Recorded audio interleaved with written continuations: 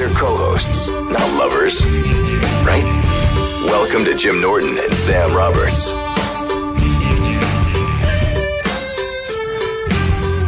Welcome. What a fun show yesterday. Oh my God. I felt good about that all day. Yeah, it was such a good time. It's just a nice carryover because the night before had been so much fun at the roast. That was so, I mean, fucking Voss. It was really a tremendous love fest for Voss. Like, everybody was mean to each other on stage. It's kind of what, a roast is. But it really was a good vibe. Like, everyone was in a great mood there. The whole night was fucking phenomenal. Yeah, I was saying to my wife when I got home that it was like very, I don't know if weird is the right word, but it's like the outside interpretation might be like Pete Dominic was on the show on Friday because you weren't even here. Oh man, we didn't even get to talk about the fact that last Thursday. I mean, I on Wednesday I got a flat tire because a bus hit me, and I was stranded on the West Side Highway, and Pete Dominic had to come save me because I couldn't change a tire. Oh my God, it was so embarrassing. Pete, I know Pete well. Yeah. Pete Dominic saw me as he was driving home and had to pull over and save me. But we ended up talking about it on Thursday morning.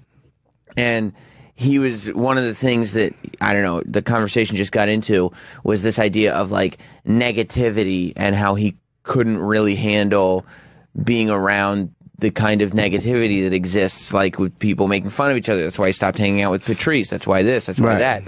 But like what gets lost on people, I think, it's a very like surface level. Like, oh, we're not just going up there and just saying, hey, this guy's great, that guy's great, because it's not real. Right. Like, that's not a real sentiment if you just keep saying it about everybody. No, it's fake positivity. It means nothing. It means nothing, and all it is just like I'm just trying to lay it on thick, just trying to mask my insecurity or my resentment or whatever it is. Or it's manipulative. Right. Or it's manipulative to be overly doting because you want something out of it. Yeah, because like at the Voss roast, and even yesterday on the show, I felt it too. Like it was just people insulting each other in the most brutal way possible.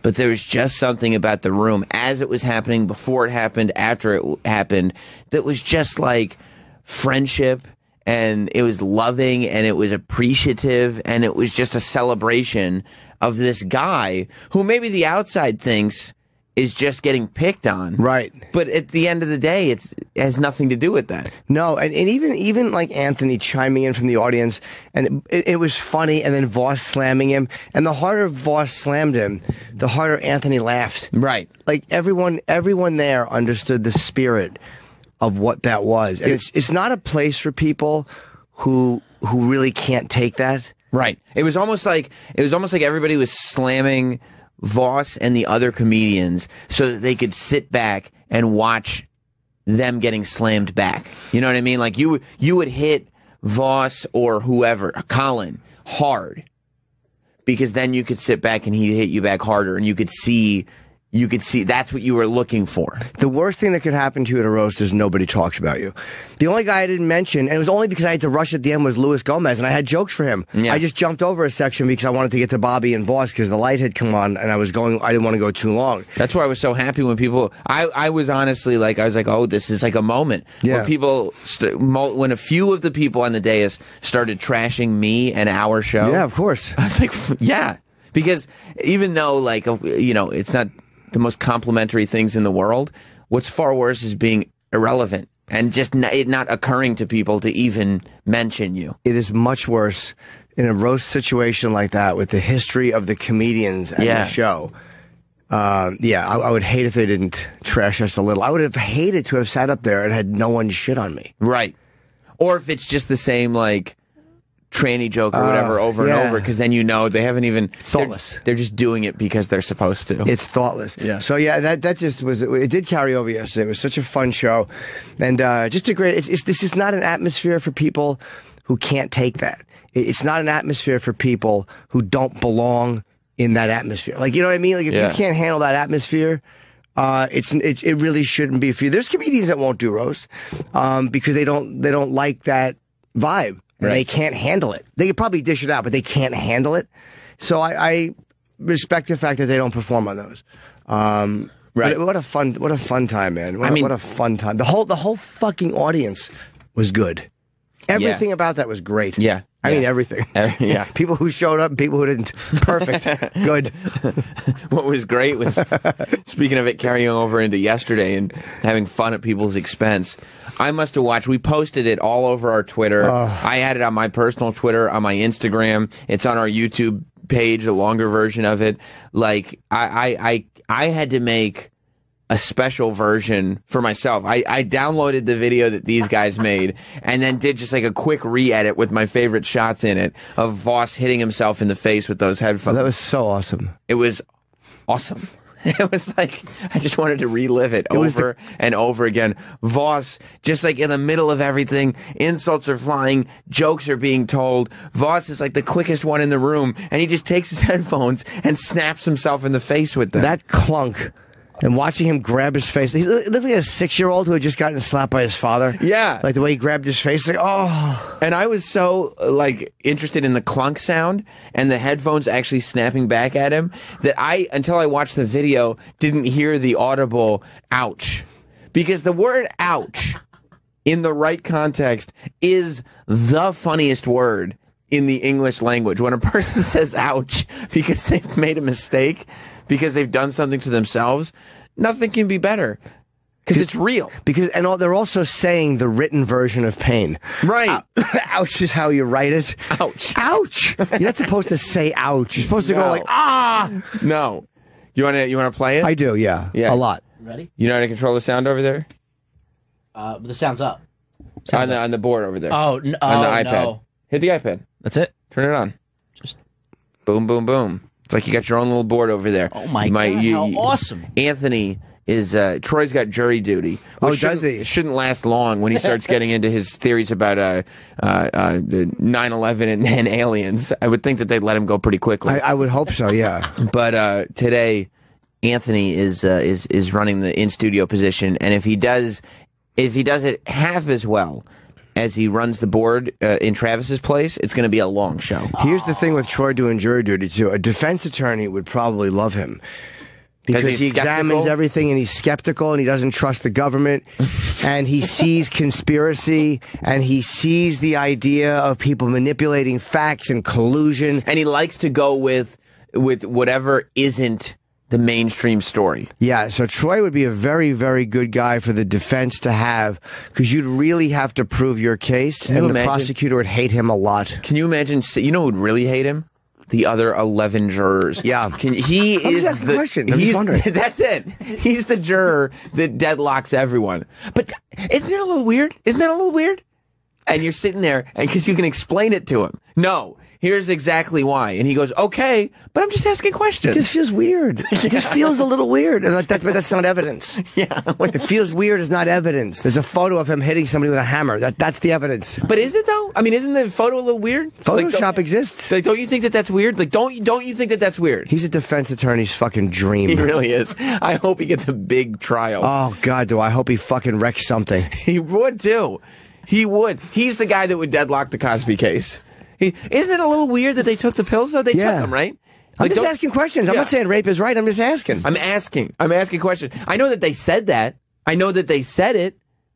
But I'm just asking. Yeah. Like, isn't that, don't you question? Don't you question that? It would be infuriating, the other 11 people. Yeah. They'd probably, the first time a juror would be killed by the other jurors. They'd attack him. Just walk in. The bailiff walks in, and they're like, yep, we've reached a unanimous decision. And Troy is just hanging by his neck from the ceiling. Yeah. We need another guy. It's a hung juror. Yeah, exactly. Well, I got it if you're ready. Yes. Yeah. Slow roll this morning. Yeah. Yeah. Yeah, just get into the swing of things. Do you have... Are you laughing at Voss's hat hair? Oh, it hit the top of his eye socket. Like the over part of his eye. Oh, it's great. He goes, ow. Ow. Yeah, that really hurt. Yeah, it did. That really hurt. It really did. And the top of the eye socket, that's a very sensitive spot. Like, that's where, like, if you get punched right above your eyebrow, that's where you bleed. It's not, it bruises easily. Yeah, it does. It splits easy. Right Yes. in the eyebrow is where... that's where he hit himself with his headphones. Yeah. Oh, would you have laughed if his head got split open? Because he couldn't put his headphones on? If he had busted himself open with his headphones. Yeah, a hemophiliac. Couldn't stop the bleeding. Just bled out right there in front of us. Yeah, passed out. Yeah. Well, By the way, the video is hilarious. yeah. But the most impressive thing that I found from watching that is Bert's Superman-like ability to take his shirt off.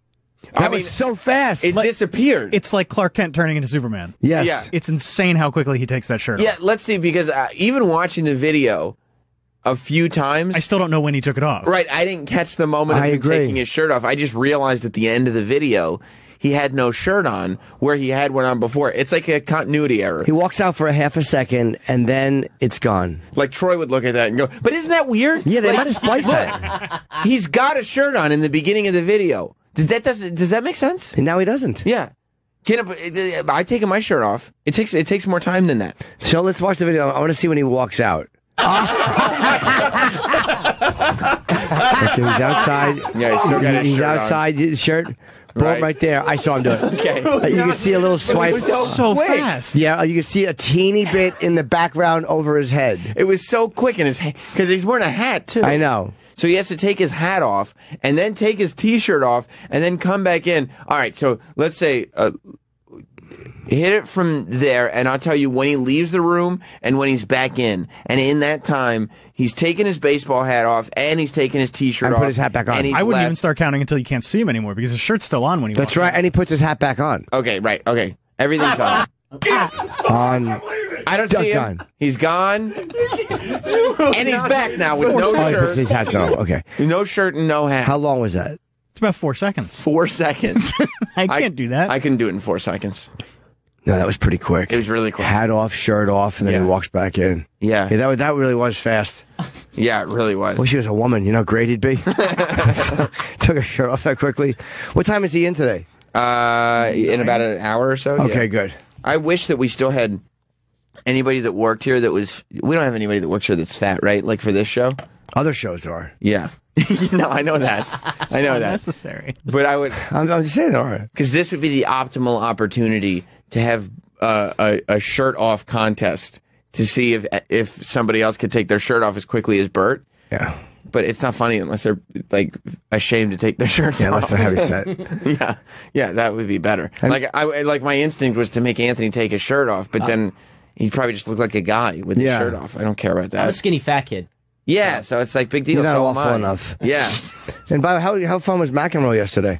That was nice great. having. That was a tough one to get. So Roland, good job pulling that one off. yeah, Roland did a great job getting McEnroe for us. yeah. And he was comfortable in here with Bert with no shirt on. Yeah. And I had to text Tom Segura instantly after the show because Bert and Tom have their fat wars. Yes. I had to text him immediately and say, Tom, John McEnroe just said Bert was fat.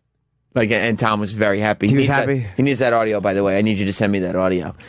He wasn't upset. He didn't feel defensive about Bert. He was thrilled. He was thrilled.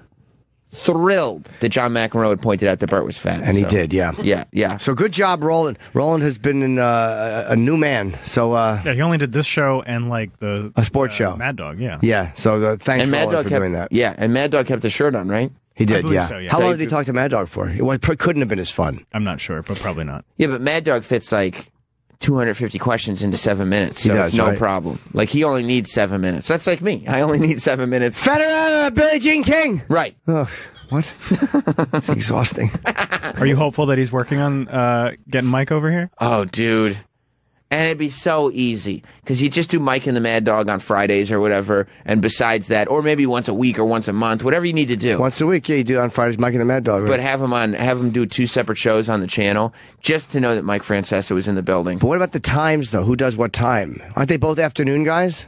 Yeah, I guess, but I think Mad Dog would be flexible, right? Yeah, and I don't think Mike is interested in doing 5 hours anymore. No, that's the thing too. Have one of them do 3 hours, one of them have them split it into a 6-hour shift.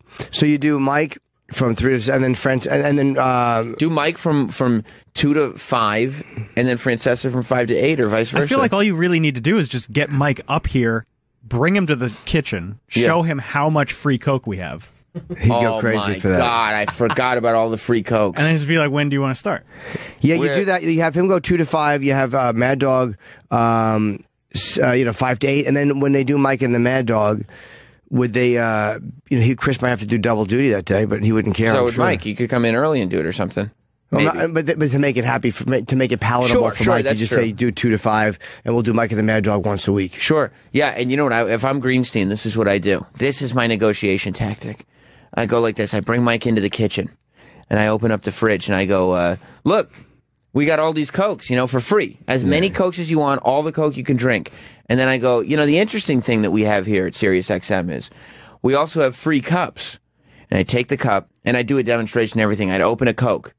I'd pour the Coke into the cup, and I'd go, Mike, weird thing about this beverage now, provided to you by SiriusXM is, if anybody's wife is watching, that Coke just became a Diet Coke. I think it's funny that he would use the red cap, the wrong cap for the.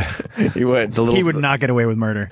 No, he wouldn't. He wouldn't. He's not a details No, guy. that's such an easy. No, he's like, I'll pull the label off, and nobody's going to be able to tell it's regular Coke. Mikey, the top is still red. What are you doing? Plus, why would they just He put his papers in front of his ice cream. That's the only Francesa video. That and spilling the soda. Those great. I really enjoy. What about that dozing off? Yeah, that one too. That's great. But the other stuff. The look of terror on his face when he realizes that camera's on. Yeah, let me see. He's caught eating ice cream. Oh, I hope he works here. I'd intern for him. Oh yeah. I'd see if he needed an intern. Yeah, I would leave you guys. That was. I wouldn't blame you. That was a funny one. Him getting caught with the ice cream. It was great. It was great. I mean, and these things just last forever too. All Francesa wants is for it to go away, and it never goes away. I wasn't eating ice cream. Is he talking here or no? I think he does. I think it's a commercial break. Yeah. So hang on, hit pause again. So that's the reason the music's playing. The radio commercial breaks, regular radio commercial breaks, are longer than regular TV commercial breaks. So he's simulcasted on the Yes Network at the time, and he's just kind of chilling during the commercial breaks. It would make sense if they're going to broadcast these radio shows to figure out some kind of like, here's the sports update. Let's go to the desk where this hot chick talks about sports or something. To give the camera a little time away from him, so he. Who wants to be on camera during commercials? And who wants to look at him on commercials? Yeah. Show somebody else doing something. Just give Chris Shern 5 minutes to do more chip things. Oh God, I love him. Yes. That guy is great. Chris Shern makes me happy. Yeah. But instead, you got Francesa doing God knows what. Does he do chip things sometimes? And Edgar. It's really funny. That guy's awesome. It's this guy on air who worked for the Yes Network, but he's a big fan of the show. So we love him because he does Edgar and Chip references during this show. We should have him in again. Yes, Yeah, I'd love to. Have we had him in on the new show? No. Oh, we should. Yeah, we had him in on the old show. I'll get in touch with him. Yeah, I'd love to have him in. Yeah, definitely. Because he's probably got Francesa stories too. Oh, I hope so. He's got to, right? I guess. Well, they don't work at the same time, right? I mean, he doesn't work in the Yes building. No, he doesn't work for Yes at all anymore. No. But What's he you'd do think- now? Well, he's not on television. Oh, I didn't know that. Yeah, Francesa. no. Francesa's not. Chris still is. Yeah, Yeah, okay. yeah, He's still on Yes. Francesa's not on television. Chris, I think Chris has a bigger role than he did last time we spoke. Oh, good. What happened to Francesa's? It just didn't work anymore. It didn't make sense for them. They paying him. They replaced Yes him. started doing Michael K's show. Yeah.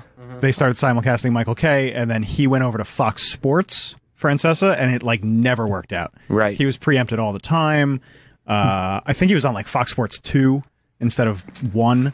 Yeah, and it Wow. just nobody watched Yeah, it. it just didn't take off. All the people that used to watch him just started watching Michael K. show. So the Yes- Michael K, by the way, for people outside of New York, is the competitive afternoon sports show. It's the other afternoon sports talk show. I think he's that's syndicated on ESPN Radio. big. Oh yeah, he is on ESPN. He was a radio, Yankee so he announcer must be, for a right? long time. He still is. Oh, is he still doing? Oh, he's doing Dude. TV. He doesn't do the radio. I mean, he's doing radio with John Sterling and Michael Kay. He does he'll do his show from Yankee Stadium on a game day. He'll have one of those remote boxes. So he'll do the show and then just go right into calling the game on TV. Yeah, he's a I workhorse. used to not like him at all. Who? Michael K. Because I'm an Oriole fan, and I just didn't think that See ya. he's So fucking annoying. That's his home run call. he's got a tendency to be a real homer sometimes. Yeah. But he's growing on me. What's a homer? Roots for An his announcer own who team. is just You could overly tell. enthusiastic about. You think John Sterling's a homer?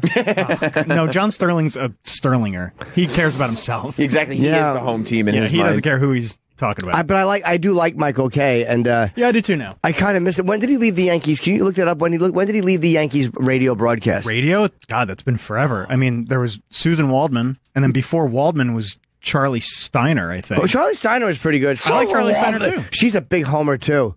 Charlie They're Steiner. like two caricatures. Charlie Steiner's a lady? No, she's a woman. Oh. Charlie Steiner, I think, is doing Dodger games now. Oh, okay. I thought that was Rick. No. Oh. No. I just want to know what. I'm just curious as when he was the fucking. It's been a while. In '93, he was K's corner. Oh, he only went till '99. Yeah. Wow. And then he went to the TV end? Yeah. I hate him. Why? You still hate him to this I'm day? a Red Sox fan Oh, okay. Why are you a Red Sox fan? because I hate the Yankees. Where you from? That's why. I'm from New That's a Jersey, terrible reason. but Why the Red Sox? You're in from Jersey? 2000 I'm from Jersey. Just kidding. That was a Master Poe reference. Remember when he used to collect IDs? Oh. And like pretty girls would come in and give him his ID, and he would look at it and look at their address, and then be like, "Oh, you're from Jersey. I'm from Jersey." Oh. Really bad, right? Yeah. Then he would give him back immediately. They wouldn't. Not always. No. No. Sometimes he'd have to drop it off later, but that's neither here nor there. Oh. Yeah, he had little tricks. It's not about Michael Kay. It's not. No, we're talking about Michael Kay. So you're a Red Sox fan because you hate the Yankees? No, I'm a Red Sox fan because when this is a very boring story, but when my father became He learned, by the way, last time Anthony was on the air, he goes, it's funny, and it was not funny. and it wasn't funny, so I'm going to preemptively With a say boring this is story. a boring That's good. So before your father became My father was a woman, in. and you didn't finish the story. I thought that's where it was going. Yeah, exactly. too. Transparent's a good show. Maybe you. Go ahead. He used to do like a fantasy baseball thing, and he used to love. What's that? Where he would line up the players and tell you which ones he wanted. which the one most? he wanted? Yeah, the most. And you hated it because it was always like Eddie Murray, Dave Winfield. You're like, oh, Dad, come on, I see the pattern. Poor young Anthony grew up with such a skewed version of what fantasy baseball is. His friends asked him to join a fantasy baseball league, and he was like, no, I'm not into that stuff. Yeah, he pulled his dick out. I hate fantasy baseball now. Yeah, it does suck. He just like Manny Ramirez, and he was always like, "Watch this guy. He's one of the best hitters I've ever seen." Blah blah blah. So I started liking the Red Sox. Yeah, he Because your dad was does. right. Manny Ramirez was a good hitter. He's a great hitter. Is he done? He's in Tokyo smashing the ball right now. Is he really? At like 50? I can get like a video. How old is Manny Ramirez? He's been In playing. his 40s. Okay. Can you use steroids in Tokyo?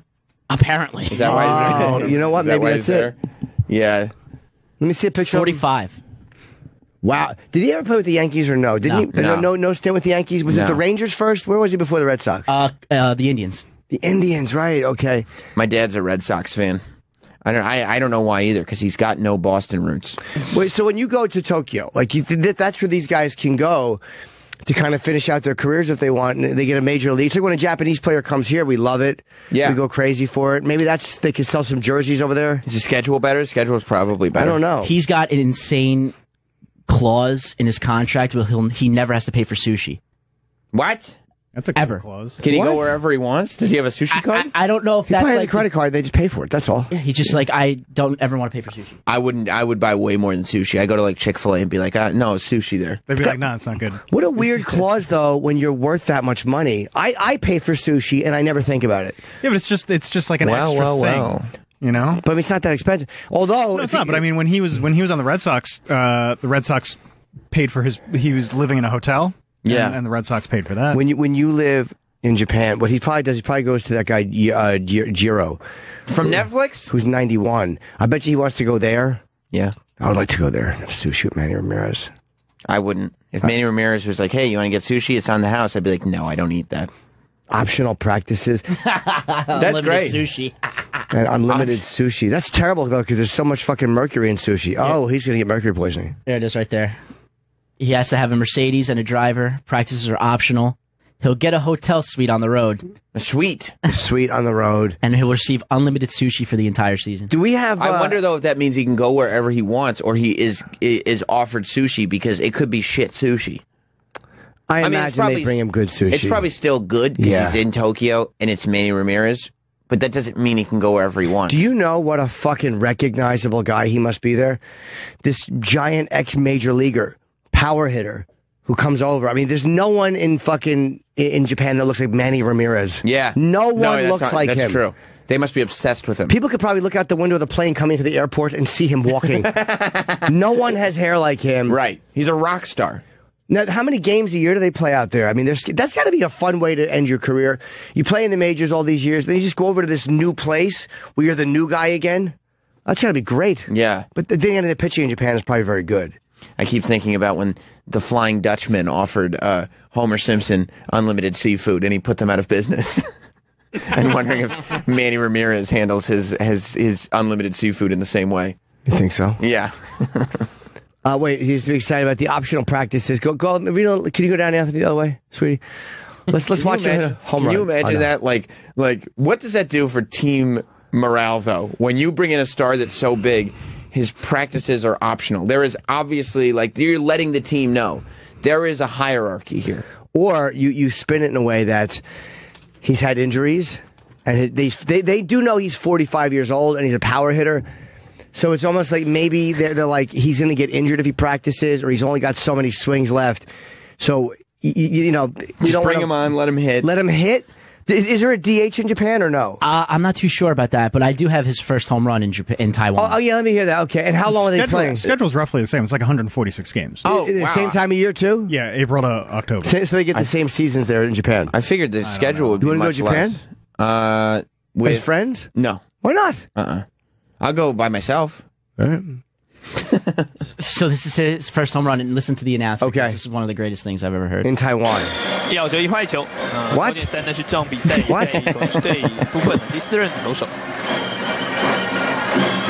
Still got the sweet stance. He really does. 对上犀牛队的打线，前面呢总共4场的比赛，切了一下，结果在中间方向后退在全垒打墙这边，全垒打 ，Manny Ramirez 来了一支 2-run home run。 It's funny how that's in English. 来到台湾之后啊，终于开轰了！哇，在7局的上半。 They must keep all the baseball terminology in English because I think the reason baseball is so popular in Japan is because so much of the country is obsessed with American culture. So they want this American game. So they want it to be maybe they want to say terms. home run. Yeah. They want to say 2-run. They want Wow. So how many home runs does he have and how long has he been playing? Now I'm obsessed with Manny Ramirez. That's his first home run, and it's 4 years old. It's from 2013. Oh, okay. He's been there I didn't know he was there. Wow. Yeah. I bet you he gets endorsements. As long as he's not a fuck up, he probably gets a lot of endorsements. A ton of endorsements. And you could probably be more of a fuck up there. How much is his contract for? Here. It's $10,000 a season. I would have thought higher, but at this point, it's still good money. It's still is it any worse than playing with the fucking devil? I love Devil Ray's actually pretty good, but baseball's fun, so that's what they say. It's like it's a lot of fun and $10,000 a season. This is the team he's and on. Sushi. The coach and all the sushi you want. Fighting dogs. What he does is he actually pretends he's eating the sushi, and he just puts it into a little baggie and then sells it. He probably sells it outside. Yeah, exactly. It's Manny Ramirez's sushi. He owns his own place. Right. Hideki Irabu is from that team. Wow. Remember Hideki Irabu? Of course I do. He's a big guy. He was one of the first big Japanese players. Came over for the Yankees, at least. Yes. And he hung himself. Oh, that's too bad. He committed suicide. Didn't Steinbrenner say something like called him a fat toad because he didn't run out. I think he didn't run out a bunt. He didn't jump off the mound to get a bunt, if I remember correctly. But that was after the first season. That was like when he didn't have a great season. I believe he wasn't good in the playoffs. And again, it's been years. Yeah. But he a fat toad, a fat pussy toad. He didn't call him a pussy toad, did he? Call him a fat. That says fat pussy toad in quotations. Fat pussy toad. Yep. He felt the cover first, right? Fatty pussy toad boy. He wouldn't let him accompany the team to L.A., but 2 days later he apologized and allowed him to join the team. And all right, we're letting the fat pussy toad on the team. He was just a disappointment. Is that pussy toad a thing, or is he saying he's a fat pussy who's also a toad? This is probably a comment of fat pussy toad. It was just when you're firing off and a pussy and a toad. It's when you're firing off insults. Look at that stupid fucking bitch asshole.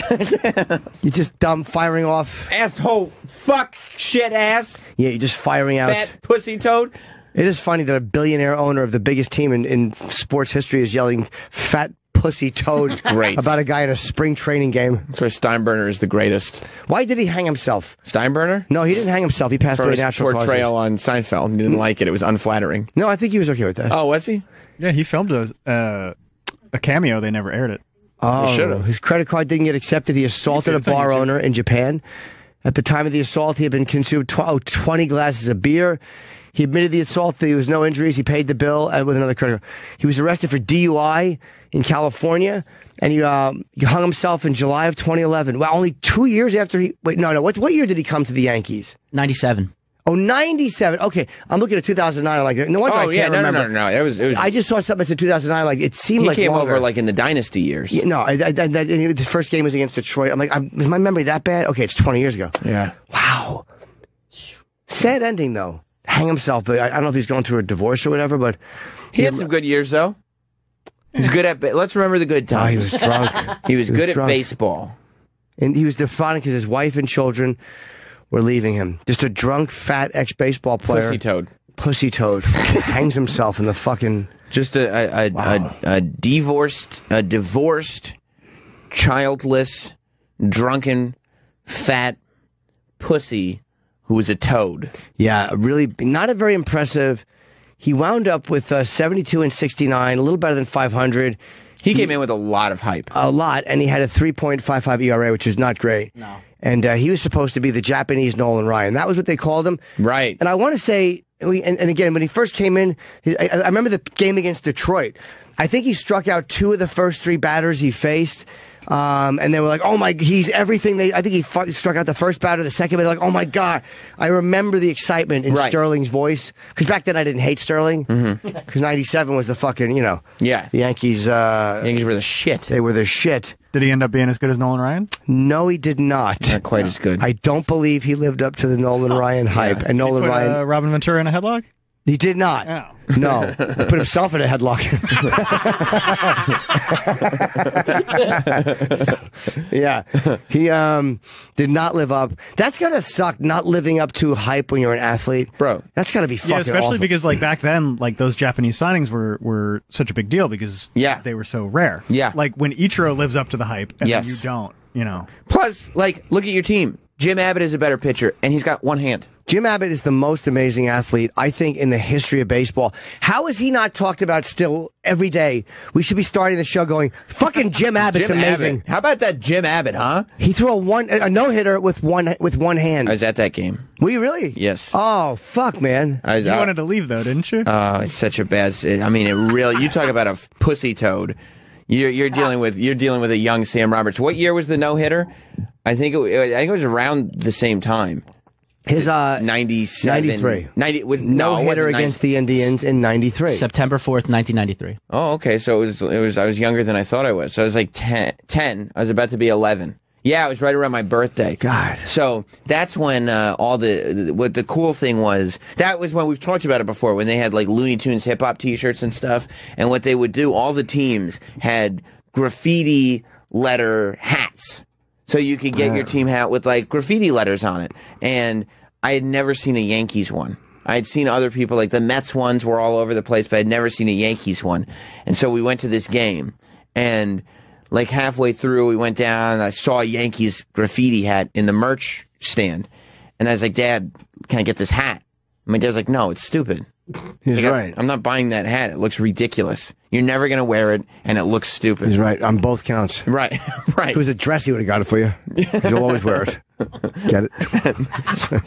He would have purchased for me, I'm sure, a Yankees hat if I didn't have one. Like just a standard. Huh? He's a Red Sox fan. Yeah. Why did you guys go to a? He would get tickets through his work. He wears Red Sox hat to every Yankee game. Good for We him. go to Yankee Stadium all the time. Back not then- all the time. Like a couple games a year. Back then, that was not a safe thing to do. Dude, No. I thought he was going to get his ass kicked every time. Would anybody ever say anything to him? Yes. They'd yell at him as we were walking in. Yeah, in like the early to late '90s, like still, it wasn't a safe thing to do. In the 70s and 80s, it wasn't pretty Yeah. popular either. Yeah. No. Yeah, but it was before. It was not family friendly. No. And so we walk in. We went to World Series games with his Red Sox hat on. Is it still as bad if you were an opposing team? I'm sure in certain like the bleachers it might be, I mean, in the bleachers, but they'll maybe, throw you out probably for getting drunk and screaming at somebody. I knew That- somebody who sat in the owner's seats, and she wore the opposing team's hat at Yankee Stadium, and she got kicked out. Because it was too much of a distraction for the fans. Yeah. I mean, that was when the biggest business you could have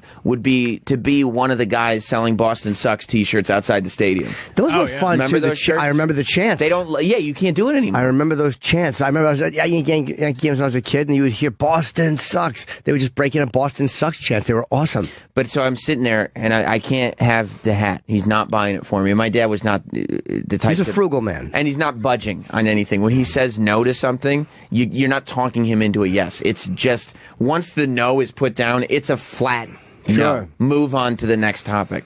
So, of course, I decided to pout for the entire game. You wanted to go home. Right. And now it's this, and I wanted to go home anyway, hat or no hat, because I was bored. Yeah. And so it's now the 7th inning. Was he still like trying to get you into baseball because he was so into it? He wanted to have a son. He would, yeah. He would have liked that. So, like, it's the 7th inning, and like my dad, Red Sox fan or no Red Sox fan, is aware at this point that he's about to witness history, but you can't say it. You don't want to jinx it. Right. But he knows there's a one-armed guy throwing a no-hitter, and no one in baseball history will ever do that again. Right. But by the 7th inning, I'm like, Dad, can we go home? Can we go home? And he's like, no, we're staying. We're staying. And like, I don't understand why. And he pitches the no-hitter. I don't think it was a shutout, though, was it? No, I don't believe it was. I could be wrong, but I don't believe that it was. They scored a run or two. But he pitches this no-hitter. I mean, everybody. There's a stadium full of people exiting, because nobody left. The stadium full of people is exiting and just elated and partying and like cheering. My dad, who hates the Yankees, has this giant smile on his face because he saw it. And I'm just moping as we leave, pouting that I didn't get my hat. The only person moping in the entire stadium was stupid little 10-year-old Sam Roberts. And my dad just ignoring it, by the way. Good for him. My dad could care less if I wasn't in a good mood. Was he rooting for the no-hitter? Yes, absolutely. Even though he hates the Yankees? Yes. And you have to. He was so excited when it happened. He was so happy leaving the stadium. But you know what? He wasn't so happy that he bought the hat. He saw me moping. We walked past the merchandise booths on the way out. He probably stopped on the way out. While he was in a good mood and kept walking. I said no to the hat. We witnessed history. Who's not in a good mood? I saved myself $22. Yeah, exactly. My daughter's crying, and I saw history. Yeah, it was a shutout, by the way. Oh, it was a shutout? Okay. I'm trying to think of. I did see a no-hitter. It just wasn't a perfect game. Yeah. Yeah, it's been done. Yeah. But that to me is the most amazing feat. I can't think of a more amazing feat in sports history than a one-armed guy who he takes the glove and he puts it on his hand from his stump after every pitch. He fields, he'll throw you out at first. One of the most amazing athletes in the history of sports. The fact that he just played to begin with for 10 years is just mind-boggling. The fact that he threw more than one pitch that didn't get hit for a home run is fucking amazing. Watching him, the way he would handle his glove, because, he would have to pitch with his bare hand and then flip his glove onto the hand off the stump so he could catch. Do you think that he'd be impressed with how quickly Bert Kreischer takes his shirt off? Yes. Even the man who could hold a glove on a stump and throw an 88-mile-an-hour fastball, put the fucking hand back in, field the ball, take that off with the stump in the arm, and put it with a good hand, throw you out at first, that guy would still be impressed with how fast that fat fucking Bert took his shirt off. Do you think Jim Abbott is more impressive than Cal Ripken Jr.? Jim Abbott is more impressive than LeBron. He's more impressive than fucking Jordan. He's more impressive than any athlete I can think of in history. What do you think, Travis? Pistorius might be there. Pistorius is pretty good, too. More impressive how he handles situations at home. Yeah, exactly. But he's another one. But fucking Jim Abbott even more, because you can run with your fake legs.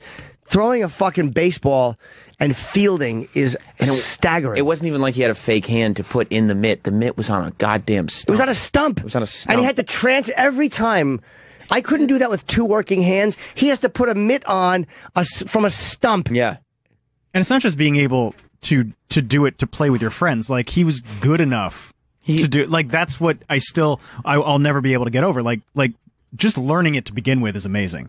but to be able to do it at a major league level, He's and better, to be able to than finish. that Japanese guy. He finished seasons with ERAs under 3. Dude, he had to fucking pitch to guys like Alex Rodriguez and Jay Buhner and Edgar Martinez and these guys who are fucking murderers.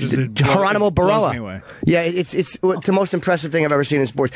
He should be talked about every fucking day. You think so? It's all we should talk. No, we should every day open up going, holy fuck, Jim Abbott was a major league pitcher with one arm. Yeah. But God damn it. Do you think he's a better athlete than Cal Ripken Jr.? His body maybe didn't hold up over as many games. Yeah. What Cal Ripken did was endurance, and it was a Hall of Famer. But no, Jim Abbott had one arm and was a pitcher. It's I bet he could last. Then again, if he was a hitter, that would have been more amazing. But the fact that he struck people out and threw people out. No, I don't a even couple think of people I are don't saying even think this. I could stand up straight if I only had one hand. I'd be off balance and just falling down Just all the sit time. at home and watch TV. Yeah. By the way, we're being corrected. I wouldn't even watch TV because they'd be like, "Can you pass me the remote?" And I'd be like, "No, I can't. I got no right hand." I'm holding a soda. Mike in Astoria. This might. I guess two people are saying this, Sam, so we must be wrong. Yes, Mike. Hey, guys. Hello. Hey, regarding that comment with Steinbrenner, I remember it very well, and he was actually saying that Arabu was a pussy toad. Oh, maybe the word was pussy and we just read pussy. Wait, a pussy? Is pussy? I think he meant putsy, like a putsy No, toad? maybe pussy. I think he probably No, meant pussy. Pussy because it means like bloated, like you know fat what I mean? pussy Horrible toad. insult. Yeah. But then again, a fat pussy toad. Did he really say Yeah, a like pus, like pus coming out of it, I believe. Okay. Yeah. Like pus before it squirts out of you will bloat you up. Okay. Thank you very much, Mike. Maybe he didn't think he was a pussy. He just thought he was a big fat amphibian. And as people should, someone is calling in with a Jim Abbott fact. We should start every show with Jim Abbott. I facts. want Jim Abbott facts every day. Hey Abbott. Jack, what Jim Abbott fact of the day, please? That's our new staple bit. The Jim Abbott fact of the day. Yeah. What a great dude Jim Abbott is. He fucking rules. And how terrific is it that he was a Yankee? Dude, he was a California Angel. He played for. I would literally just let him grease up his stump and put it in my hiney. Okay, I don't think he wants that. I mean, out of respect. You know, I know, but there's other things you could do. All right, forget I said that. Than offer your asshole to Jim Abbott. How else could you show respect to a guy? It's just such a leap. Is he in the Hall of Fame? Maybe that's his thing, though. Is he in the Hall of Fame? No. How is he not in the Hall of Fame? I mean, I'm All sure these- he's in like He's in the College Hall of Fame. Yeah, but How the fuck is he not in the Hall of Fame? He threw out I know that it's a career thing. The fact that he was able to maintain a major league career with one arm is more impressive than how many of these fucking douchebags hitting home runs off weak pitching back in the 50s and in the 40s when there was no relief pitchers, no lefty specialists. Faced the same guy for fucking a doubleheader. I mean, he didn't even win 100 games. Who gives a shit? If he won one game, he should be in the Hall of Fame. Travis just almost said he's in like the Special Olympics type Hall of Fame. I saw him. He was about to say it, which is not. That's not cool. Now, what are you saying, Jack? Because I said he didn't hit. No, he didn't. Well, hey, guys, morning. Hello. He didn't have to hit in the American League, but you got to figure you don't just get to pick. I'm just going to pitch when I'm a kid and I'm learning the game. So when he played in high school and college and all that, He did hit at times. You're right. Okay, thanks, Jack. He Good point. hit in his last year. He was on. Thank you. He was on Milwaukee, and they were still in the National League. What did he go? Oh, for what? He got 2 hits and 3 RBIs. What? He's a That's even impressive. If he was up 6,000 times, that's still impressive. Yeah. 2 hits. Right? Like 2 hits with one hand? I would do a lot of bunting if I only You had have one to. hand. Yeah, just put it out there. Yeah, just I'm sure there's video. of Jim Abbott Please find hitting. that. Yeah, that's the most amazing thing. Yeah. Let's not find his 6,000 strikeouts either. Yeah. Strike 3. Yeah. No hand. That's a thing. Everybody in. Yeah. No hand. Everybody We in. got it. Oh, God. Laces a 2-run single. They'd probably love Jim Abbott in Japan. Dude, he's fucking amazing. All He should be in the Hall of Fame. I know his stats are not perfect. Cut them all in half. Every stat he has, Double splice them in half. Yeah. Or like his double ERA. the good ones. And Yeah. splice the other ones. Amazing. Yeah. Yeah, Jim Abbott's the man. You think he's pissed that he's not in the Hall of Fame? Because he's like, I went through this whole career of being able to succeed, even though I just got one of these goddamn hands, and they won't put me in the Hall of Fame because I can't possibly get those stats. So he's holding his hand over the stump. Like, that's got to be a sting. That's He's like just embarrassed by it. One for trying to cover No, it. he's actually holding both hands on the bat. That's got to be painful. No, he's not holding both hands on the bat. 1-0 pitch, swinging a ground ball, hit out toward short. Hernandez under his glove. Okay. And into center field, and 2 runs will score. I got to say something. It was a weak hit. It was a cheap hit. It was not a cheap it was hit. not a good hit. No. Why would you even put him up to bat? Did you have to? National League. pitchers have Shitty to bat. National League. They stink. With a stupid rule. This is terrible. They should have changed that with the first time they got a pitcher that had one hand. All they do is strike out. It's fucking awful. Yeah, it's dumb. No, there's some great hitting pitchers. Occasionally there are, but for pitchers they're good. But it's literally you're facing 8 out of 9 player. It's so much more exciting with a DH, and the pitcher has to work harder. Just annoys me. Yeah, you think that stump hurts? That's what I'm saying. That's why Because, he's covering it. It must have hurt. Like, it's like putting your knuckles on a bat, and there's no glove on it, and it's just that fucking ding. Yeah, he probably didn't want to get any hits because the bat vibrates when it hits the ball, and then just comes down on your dumb stump. Dumb stuff. Oh, who wrote this? Who's writing in there? The lady intern. What did she write? The first one? I can't see it. Can you? You want me to read it? Yeah, Yeah. Anthony, would you read Has that for us? Jim Bet fact for the guys? Jim Bet. Jim Bet. What'd you bet? Can I ask her a question? Jim Bet. What does that mean, Jim Bet, miss? Lady Madam? intern. Jim Bet. What does Jim bet mean? You It means Bennett. I just forgot to type it. She thinks it means Bennett. Who's Jim Bennett? Jim Bennett. Come here. Who's Jim Bennett, madam? Uh-oh. Oh, who's Jim Bennett? He's the one-armed guy who's on Boy Meets World.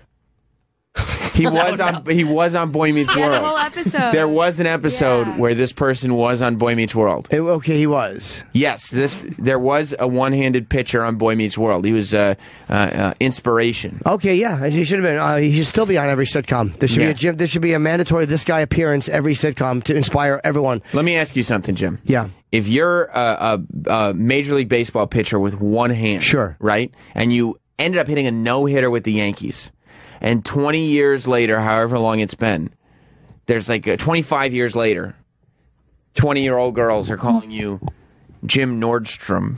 Yeah. How would you feel? It would be a little hurtful, especially when the other men have been saying my name for 40 minutes now.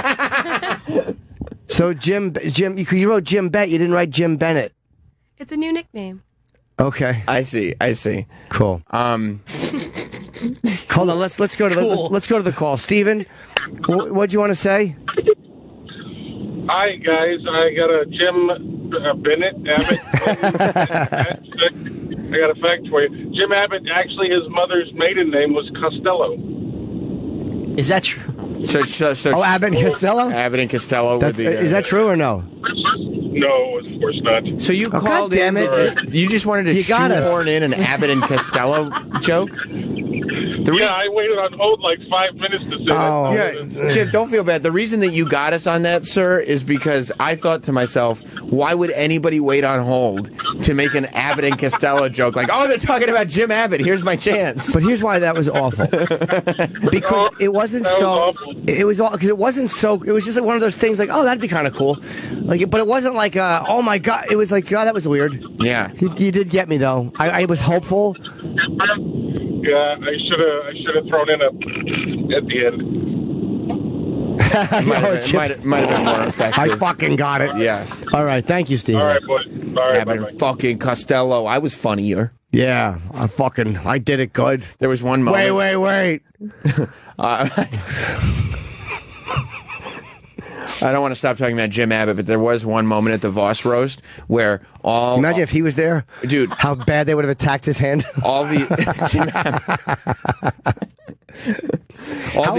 How long into Jim Abbott, the roast of Voss, if Jim Abbott was on the dais, would people have been done mocking his hand? Like, how long would that have taken? It would have been the entire roast. It wouldn't have made it past by. Literally, we would have been out of hand jokes before I got up, and I was first. And you were first. There was a moment where all the comedians are firing like one-liners at whoever was on the dais. I don't remember who it was, but everybody. I mean, whoever was at the podium, but everybody on the dais from their seats started firing jokes, and I just looked at Jim, and the chip face yeah. was on his face, and he just started looking around like he was waiting for his time to jump in. I couldn't do it, though. Thank God he didn't. No, I just was like, that wasn't the place. Do we have any more Jim Abbott facts? We have one more comment with a guy. He doesn't. Sean in Ottawa. What's up, Sean? Otto. Hey, Jim. Hey, Sam. Hello. Hey, man. I don't agree with your take on Jim Babbitt. Okay. It's because one of the requirements to be a Major League Baseball pitcher is you have to have arms. He's got arms. All right? Yeah, he's got arms. Oh, give me a break. Stump doesn't count. Bro, no. It's a full arm. It basically cuts off at the wrist. It cuts He's got off an elbow and everything. Yeah, he doesn't have a hand. He has it does go right to the wrist. It goes right to the wrist. I think that still counts as an arm for me. Like, you could keep your hands in your pockets on a date and a girl would never know until you went for the hug. Right. And she's like, oh, no. Like, if you put your hands behind your head, like you're resting in your chair, yeah, you'd never know. You'd look like a real person. You're wait, right. I said that wrong. Yeah, you look like a legitimate individual. Yeah. Either way, anybody with one arm has an advantage because that's all they use all the time, all day. Jim, imagine that guy just jerking off. So that guy's probably just a weirdo. Sean, you're not really making a good point. You're kind of taking the opposing view. If I put my hand in my pocket and decided to just leave it there forever, it would not give me an advantage to being a professional athlete. It never gives you an advantage to have one arm, sir, because you're forced to use it all the time. You wouldn't all of a sudden be a major league caliber No, you pitcher? could also injure it more easily. You have a better twice as much of a chance of hurting yourself. There's a wrestler who I think was using steroids or something, but he's this big muscular dude. What was his name? All wrestlers? It's Mr. Wonderful Paul Orndorff. But one of his arms in his 40s atrophied. So he's got this one big built muscle arm, and the other is this skinny Sam Roberts looking arm, and it did not help his career whatsoever. No, it doesn't. It really didn't. Matt Serra has that. He has one bicep that tore. Well, I remember. Yeah. I saw but it. he's still big. It doesn't fuck with your strength at all. But there's one bicep that his right bicep is torn. Someone has a good point. Chad in Ohio. Yes. You just said bicep.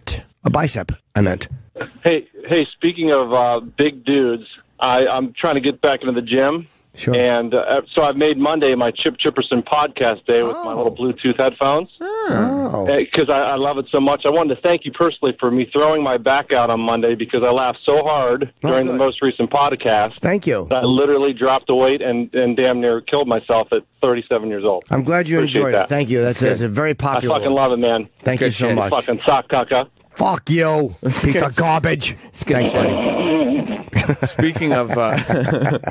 It really is a hit, Chip Chipperson. Oh, my God. I really wish it had. I think you said it yesterday on the air, but I wish you had pointed out to everybody at the Voss Roast that all those comedians have podcasts. And Chip is bigger than all of them. None of them are doing Chip numbers. I really wanted to say. I just forgot it. It got late. I had to tell Voss I loved him.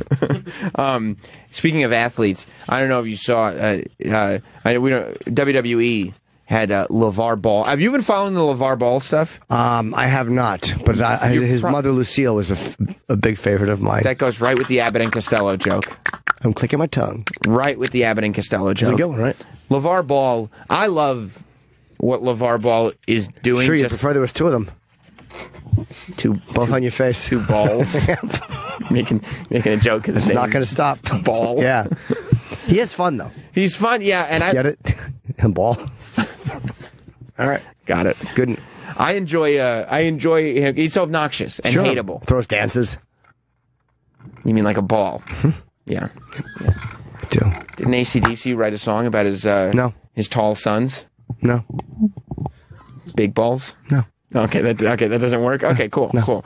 I heard he dropped on New Year's Eve, though he fell. I just wish yours would drop. Did Trey Parker and Matt Stone make a movie? I don't get it. Basketball? Yeah, there it is. It's a great movie. I forgot. Is. I was like, bigger, longer, uncut. Basketball. But yeah, he's been doing like, his son, Lonzo Ball, just got drafted to the Lakers. And LeVar, who I get, he was a football player, right? He was never, that's what he did before this. But he raised his sons to start playing basketball. Like, he's like a Tiger Woods type dad. Yeah, Earl Woods type dad. And he's been raising his sons to play basketball from a young age. Like, he had him training and learning the game and everything, at 10. And he's been going to every media appearance he can go to and just talking about how his kid is better than LeBron James, how Lonzo's better than LeBron. He said that LeVar, could beat Michael Jordan one-on-one at basketball. I mean, just shit-talking. Put out affordable shoes. Oh, my God. He shit-talks everywhere he goes. And then he creates this big baller brand, which is just the hottest thing right now. It's so hot right now. Big Baller Brand is the Ball family's own clothing company, and they put out shoes that got a ton of press because it's their own sneaker brand. It's $500 a pair, or $1,000 if you want them autographed. And he's saying, like, listen, if you got Jordans in 1985 and still had them today, they're worth, a few $1,000s. So wait, was he the one that said put out affordable sneakers? Travis said, yeah, affordable sneakers. Oh, you being sarcastic? I thought that was a quote from him. Okay. No, he's being facetious about it. He's not interested. And they said, why were you making them $500? And he goes, well, because that's what they're worth. That's what we're worth. And he's been getting a lot of criticism, too, because he's really making his son look like a complete asshole. Like, he is taking all the mic time. He's putting himself over on every TV appearance. He's just using this to make himself into a star.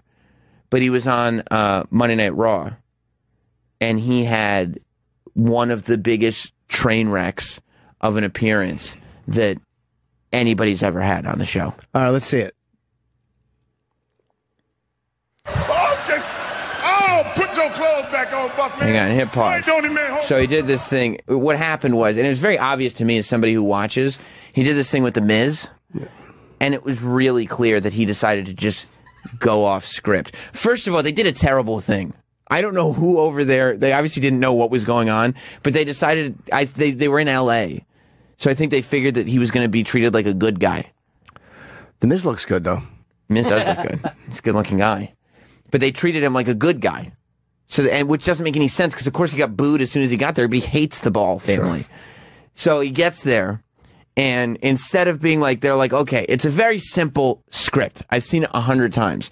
The celebrity goes on, The Miz doesn't treat him well, the good guy wrestler comes out and saves the day. It's been done 1,000 times. That's all that was supposed to happen. But because LeVar Ball is such in LeVar Ball city that he's got to feel like he can't be made to look like not the tough guy. Right. So he decided to just take the segment into his own hands. Okay. Oh, put your clothes back on, Buck, man. You ain't doing it, man. He's taking his shirt off now. Is that his son? Yeah. Wait, is Ambrose the voice of reason? I can't believe I'm saying that. That's Lonzo in the corner, who just got drafted to the Lakers. I mean, in the middle, who just got drafted to the Lakers. And then his other son, who's like 15, is sitting there. And for some reason, they both have live mics. And now LeVar Ball has decided to take his shirt off and do ninja moves, which is just left everybody going, what the fuck are you doing? This is cool. Yeah, so they're in the ring facing each other. The two kids are sitting there, and they have mannequins behind them. This is why, but the mannequins behind them are displaying Big Baller Brand T-shirts. They're just trying to get the brand out there. But this is why I feel like there's got to be some kind of abuse happening. Look at the way the two sons are looking at the dad. They're both staring at him like, oh my God, Dad, you're doing it again. You're the fucking man. You are just killing right now. This is all about you. When everybody else in the building and everybody else watching this is going, what is this fool doing? Why is he doing that? Yeah. Doyle rules. Exactly. It makes me feel like he's got these kids like sequestered so they don't realize what a complete asshole their dad is making of them. Yeah, he's making a fool of. Play it. I want to see the kid actually. Well, he is the lunatic brain. Beat that ass. Beat that ass. He was saying, "Beat that nigga ass." It wasn't beeped on TV, so it went out live. Yeah. Is there an unbeeped version? Yeah, it should be on Deadspin. Yeah, I mean you can't go to Yahoo; they're not going to play that. No, on Deadspin they had it. Why would they play it? That's what the story is. Like the story is that he said that. Like why would you? Yeah, but Yahoo's a publicly traded company. They don't want to. Yeah. It's news. I mean, I know. I mean, if it's news, if there's a problem with it. Yeah, Jesus Christ. I would agree with that too. Yeah, try it. You got to click one of them, Anthony. You're Troy Quanin it over there. So far, everything's the same. Yeah, exactly. He started dropping N-bombs on the middle of a live Raw, which really, really rubbed the WWE the wrong way. Yeah, I imagine it did. They didn't like it at all. Are they doing a new Attitude Era? No, Oh. it's TV PG. All right, let's see if this is uncut. Yeah, play it. This is Daily Sports Update. Let's see. Play it. Oh, put your clothes back on, Buckman. You ain't doing it, man. Well, you say Buckman or Buffman? No. Wait, is Ambrose the voice of reason? I can't believe I'm saying that. Well, here's the lunatic phrase. Beat that nigga ass. Beat that nigga ass. Oh. And they're like, what did we do? What are you thinking? Why? What is How old going is his son? 15, though. 15. He's 15. But like he's just having a good time, and he's got to say it into the mic. Yeah. Is he the one who scored the 91 points? The son? Yeah. In a high school Yeah, game? I think that's him, so. too. Yeah. Wait, they're both good ball players? Yeah, this one's yeah. very good. This one's very good. Yeah, I mean, he was drafted number 2. Like, Yeah. he's legit. Lonzo, good. you mean? Yeah. The older good. Yeah, and the younger kid is like killing it in high school basketball now. It's just that their dad's making them look like assholes. He is. Well, how did WWE, they issue an apology? Oh yeah, they issued a statement very quickly to say like, we do not even sort of agree with what that little kid just said. That was not our words. You think Vince thought it was kind of funny when it was happening? No. No? No, I don't. No, I think No, not when you're a $1 billion corporation. Right. I think That's humor. I can't. That's good shit. No, I don't think so. No. I think that Vince was fairly upset. If that little kid had been watching backstage on television and then like just said it to the boys backstage, who knows? But I would say, in terms of doing that on TV, no, nobody there, I don't think, was happy about it. That's kind of... Especially since the segment was already dying a slow death because LeVar Ball just doesn't know how to follow a script. Like, then on top of the segment dying a slow death, have a little kid jumping around the ring yelling the N-word. It's probably not what they envisioned. And you probably don't think to tell someone that before they go out. Like, look, don't say this. You don't think anybody's going to say that on live television. Especially in this because day and age. You think that people know better than to say that. Right. Especially because you're telling them what to say. Here, go out and say this. You wouldn't think, if you're going to veer off the script, just don't do it with the N-word. Travis, what were you telling me to watch in my ear? I could hear you, but I was... You can hear me? Yeah, now I can. Yes, it's fixed. Well, no, I mean, I'm talking on the air now. Oh, yeah, no. No, I was talking to Anthony. Oh, you were telling me. Oh, boy. You were telling me. Now I can't hear you. Oh, maybe I hit you by mistake. You did. I was like, what are you talking about? Me scroll up. I couldn't do that. Tweets and replies. I couldn't do that. Listen. Edgar Teft. Edgar Teft at TeftBox. That looks like somebody I know. He just tweeted us a photo at Jim and Sam show. Hideki Arabu. Yes, it's a memorial photo though. It's the years that he lived. It's his memorial. But in the theme of how fat Hideki Arabu was. Yeah. It's been edited. The face looks familiar. Hey guys, did someone say fat pussy toad? And it's his picture. Well, I'll just say this. Hideki Arabu, he's pitching. I guess. Pitching, yeah. No. You guys, Travis, you're not mentioning. It's one of the employees of SiriusXM. Yeah, it looks like it's been it is a Photoshop because I didn't remember him ever playing baseball. Right. You got to admit, it's a hell of a forgery. Hideki Arabu was a broadcaster? No. But it looks almost like that Dassey kid. That's not Hideki Arabu. That is actually Caucasian. Yeah, that is a Caucasian face. It's been photoshopped. One of the employees here at SiriusXM, who I'm not mentioning because that's not what this is about. No, he's a little. I mean, he's heavy set. Okay, that's the word. I'm not trying not to be insulting. Yeah, he's heavier than most. That's very funny. And yeah, his face has been photoshopped onto Hideki Arabu. Although if they had real commitment, they would have put him in the black and white photo too. That's all I'm saying. Maybe go back to the drawing board a little bit. You got half of it done there, yeah. But let's see the black and white. By the way, it looks good to me. That's very funny. I couldn't tell. It really is funny. It's very funny. I would imagine that nobody backstage at WWE was pleased at all by those N-words slipping out because very quickly after that happened, the segment ended. Like the music cued way earlier than it would have, and the commentators called the shoes $500 garbage. Like, and usually when the commentators start like burying something, it's because the company as a whole doesn't necessarily support what's going on. Do you think that was whispered into their ear? I don't know. Okay. I'm just Fair enough. A lot of times those commentators speak for the company, which to the company's credit, I would say. Yeah. It was just you got to love chaos. Okay. All right. Let's take a few and come back. Mark Normand is here, and take a few. Oh, we're gonna take a few. And take we'll a break. Right yeah, back. you're right. I'm trying to make it sound different, so it's not the same thing all the time. Let's take a dip. And Mark Normand is here. And what time is Bert? Bert's should be in it any moment. I hope he's not dead. Yeah, that would suck. Yeah, that would suck. I do like Bert. I do too. All right, and I'm going to Pittsburgh on Friday and Saturday. Those 2 nights only. Pittsburgh? Yeah, the Improv, and I guess the Chip Chipperson podcast, and whatever. Come see me and Sam up in fucking Montreal at the end of July. I'm going to Nashville, and my gigs will be plugged. I think next week, by the way, because I've been getting tweets and emails about it. Next week, we'll probably set up an email account for people to request tickets for Montreal. And if you liked yesterday's show, I mean, that's what we're going to try to do in Montreal. Just get fun comics in and hang with them. Exactly. No one. It's so much fun when everybody's just shitting on each other. Yeah. And you can say anything to anybody. That's what a room is supposed to feel like.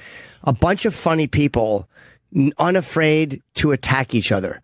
Right. Like unafraid that they're going to say something that's going to have one of them crying and sulking and feeling sorry for themselves and going, you shouldn't say about me. There's nothing worse than when funny people are being funny, and there's one very breakable glass in the middle of the room. And you have to tell them to scram.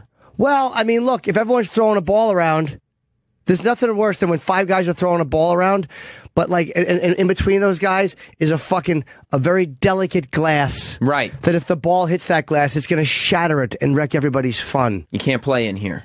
Nothing worse. Right. Awesome time yesterday. Speaking of come fun, see us in Montreal. And speaking of fun rooms, the podcast this week was a fun room. Yes. This week's podcast, you search Jim and Sam Show on SoundCloud or iTunes, and you can get it and subscribe and do all that. Leave a review, put 5 stars, do the thing.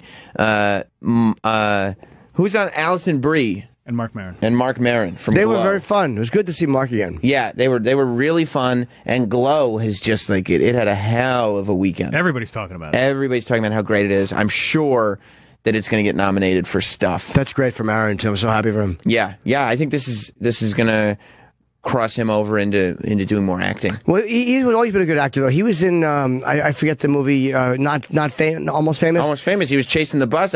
You just bought yourself a gate. Yeah, he's been a really good actor for a long time, and he took a dip. Like he was doing really well, and then I remember when we were on the air or off the air, and he was fucking doing radio. Second time he said dip in 7 minutes. I know. I did catch that. Enough. A dip. I shouldn't have said the first time. This time, you trying to make it happen? You are. Stop trying to make dip happen. No, I like trying to get catchphrases going. You are a dip. That's embarrassing. I'm going to sell a shirt that says "dip" on it.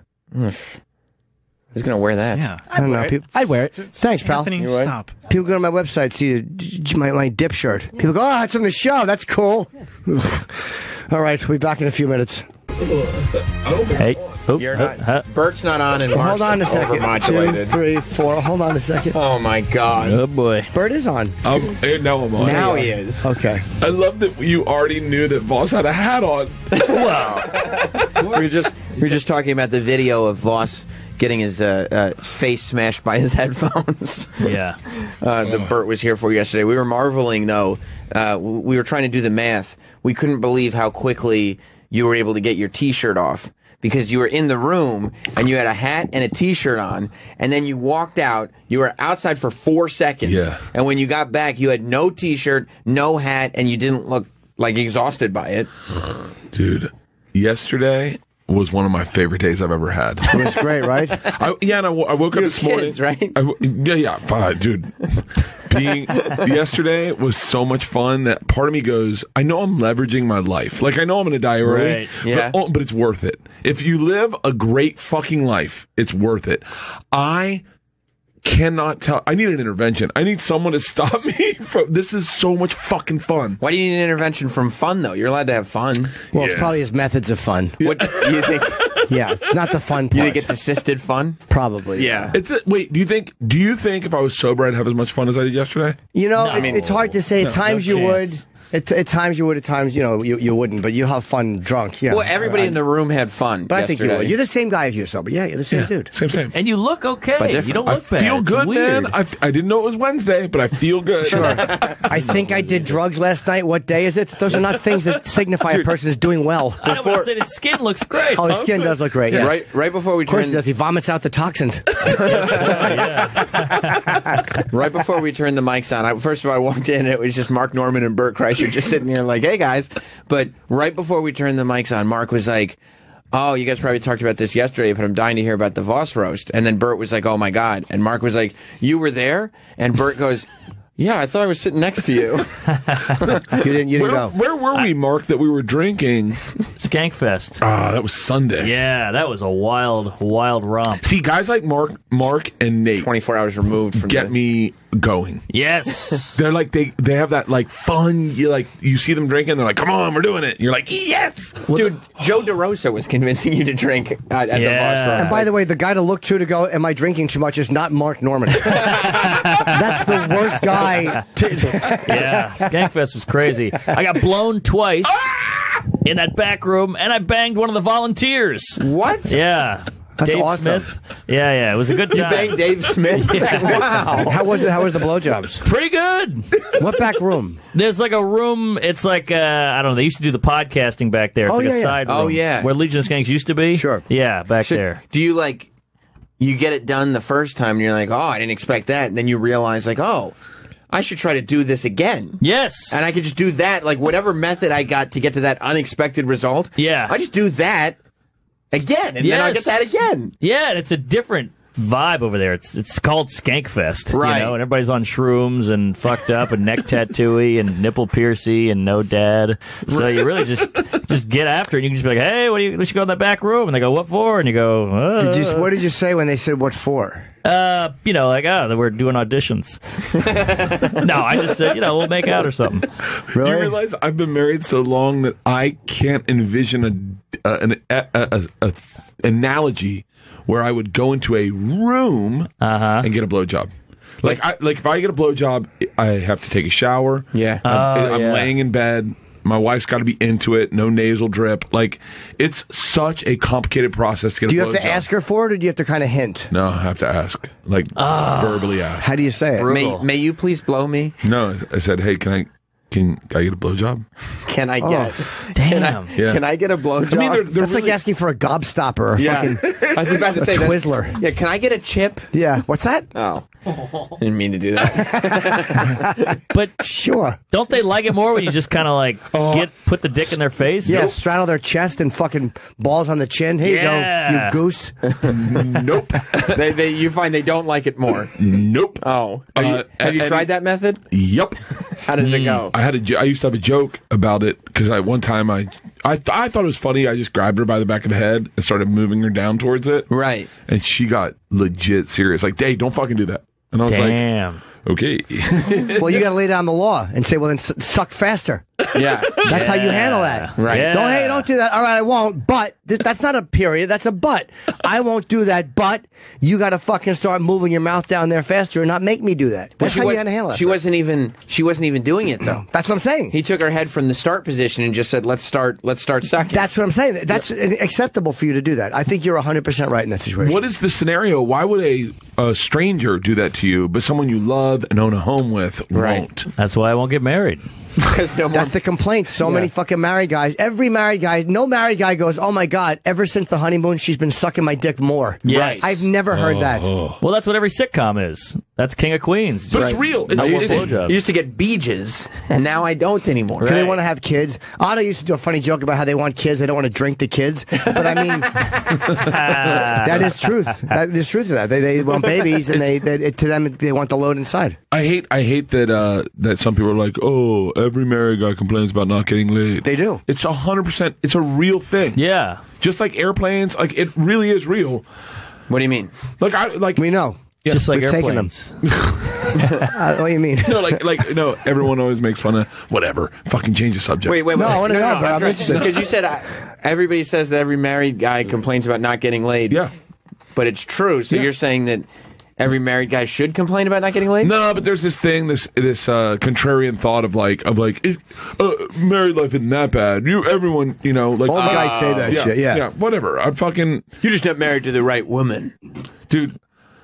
I'm married. I'm to the still right attracted to my wife. Wait, you're married. How often do you get laid? If it's twice a week, then it's like a great week. But they just had a baby. Oh. Yeah, but here's what happened. Oh, her tits are leaking. Anal? No anal. You asked so optimistically, though. Well, I was excited. No. Do you like anal sex? Pregnant anal. That's my genre. Wait, do you like anal sex? Oh, yeah. Occasionally, not much. Yeah, it's got to be like a Christmas or something. But you guys are talking about, you're talking about giving. He's more talking about receiving. Oh, got it. Oh, sorry, Jimmy. That's like one of those That's funny. embarrassing. That was like a funny Three's Company moment, like where Jack says one thing and Larry thinks one thing, and then Mr. Furley comes. Oh. Yeah. No, Jess is. We have sex more at the moment than we did because when she was recovered, like right after, because now the baby's 4 months old, so for the first 2.5 months, it's no sex at all. How's the gash? Now it's perfect, especially when you use like a sweet talk like that. Oh yeah, let me how's see the that hatchet gash. wound. Yeah, it was a C-section though. So Good for you, baby. How's the gash?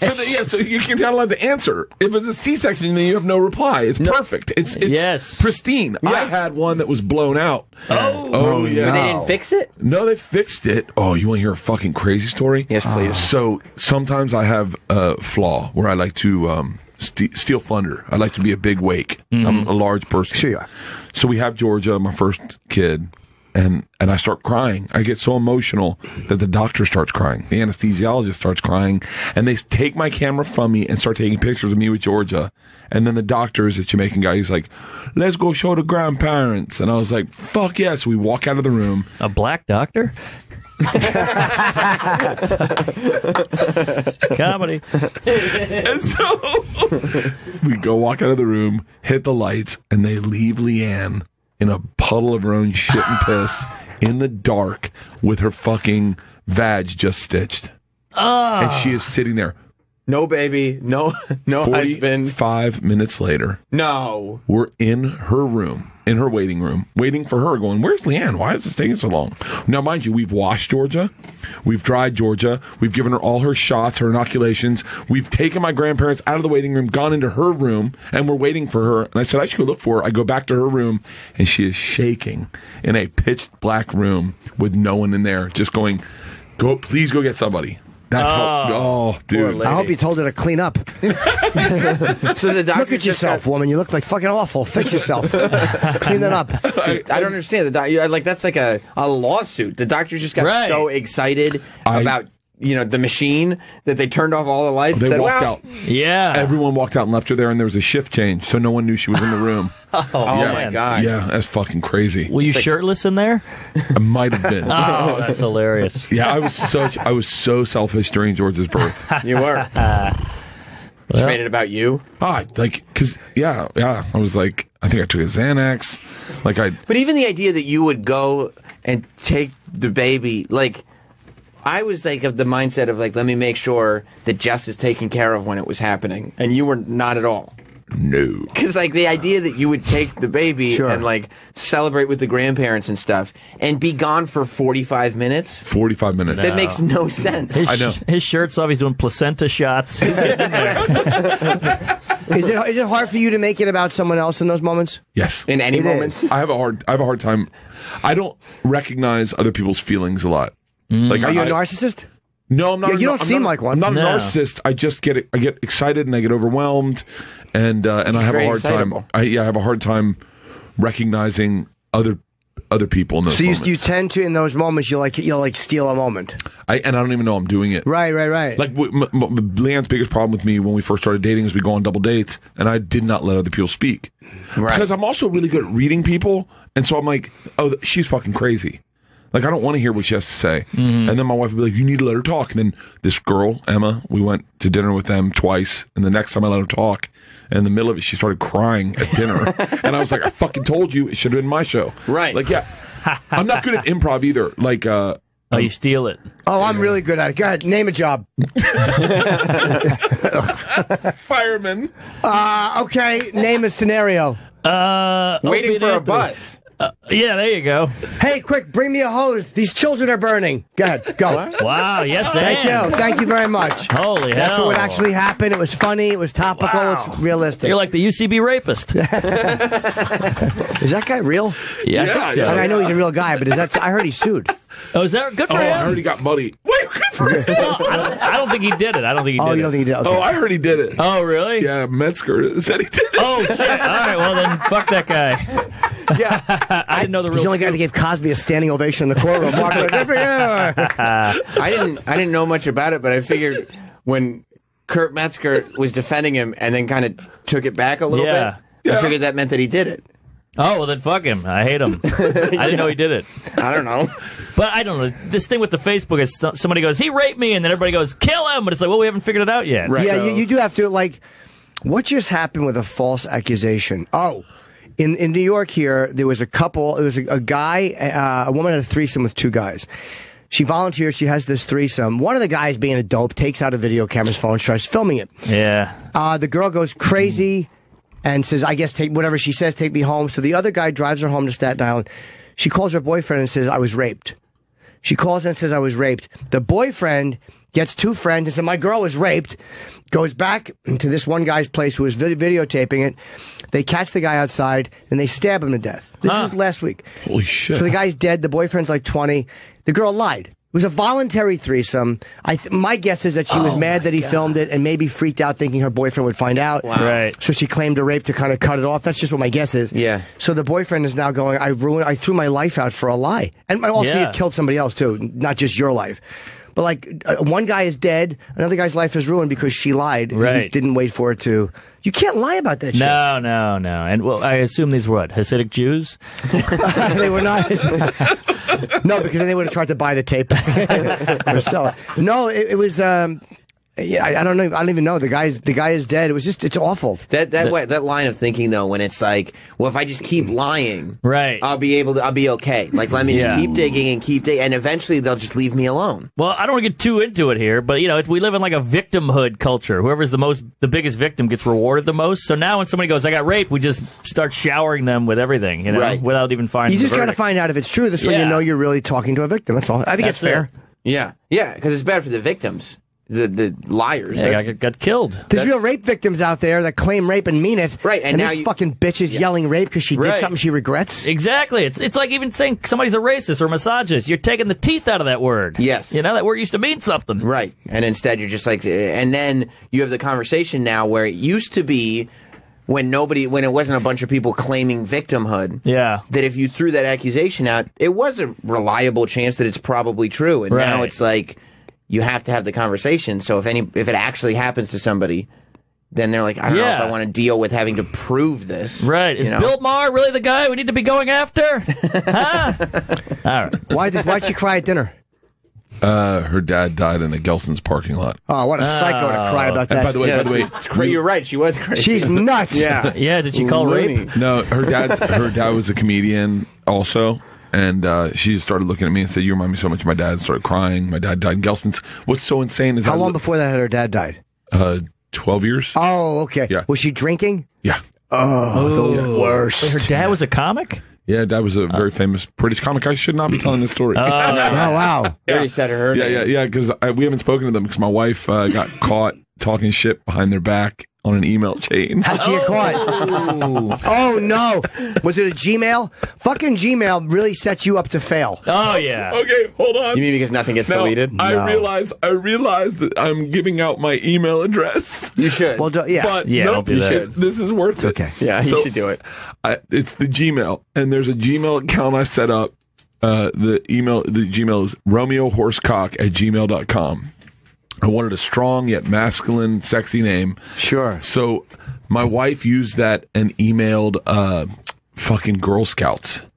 and the head of the Girl Scouts from RomeoHorsecock@gmail.com. And the Girl Scout, because it's my email. And yes, that's the one that got her caught with that lady. And the head of Girl Scouts was like, excuse me? And then my wife had to write back, my husband's a comedian. It's a joke. I didn't realize my email was going out of this email account. And he's well hung. Yeah. And he's really romantic, so. We're so sorry. We'll take 13 boxes of Samoa. They don't call them Samoas anymore. Really? Yeah, because it's racist. What do they call them? Coconut Crunchies or something. That's actually a better name, because I don't know what the fuck a Samoa is. Give me a coconut crunchy. I know what that is. Is Samoa a Native American thing? Is it the island of Samoa? There's people Samoa. Like Samoan people. Is that what it is? Yeah. Well, Samoa is a place. Yeah, it's an island. What's the grass? But yeah, dark, covered in caramel. I didn't know it was Samoan. Yeah. Well, yeah. I mean, okay. I would imagine that's the Samoans were like, don't call those Samoas. Yeah. It's not, All I mean, right. we're not cookies, we're people. Yeah. You should have heard. Give me a couple of Puerto Ricans. What's that other peak friends? What? Puerto Rican. Yeah, you look at it like that, you're like, all right. Yeah, I get That's it. kind of crazy. I Give get me a it. couple of Puerto Ricans. Yeah. That sounds good. So wait, why? What? How'd you get caught? How'd your wife get caught talking shit? Emma. Emma. From before.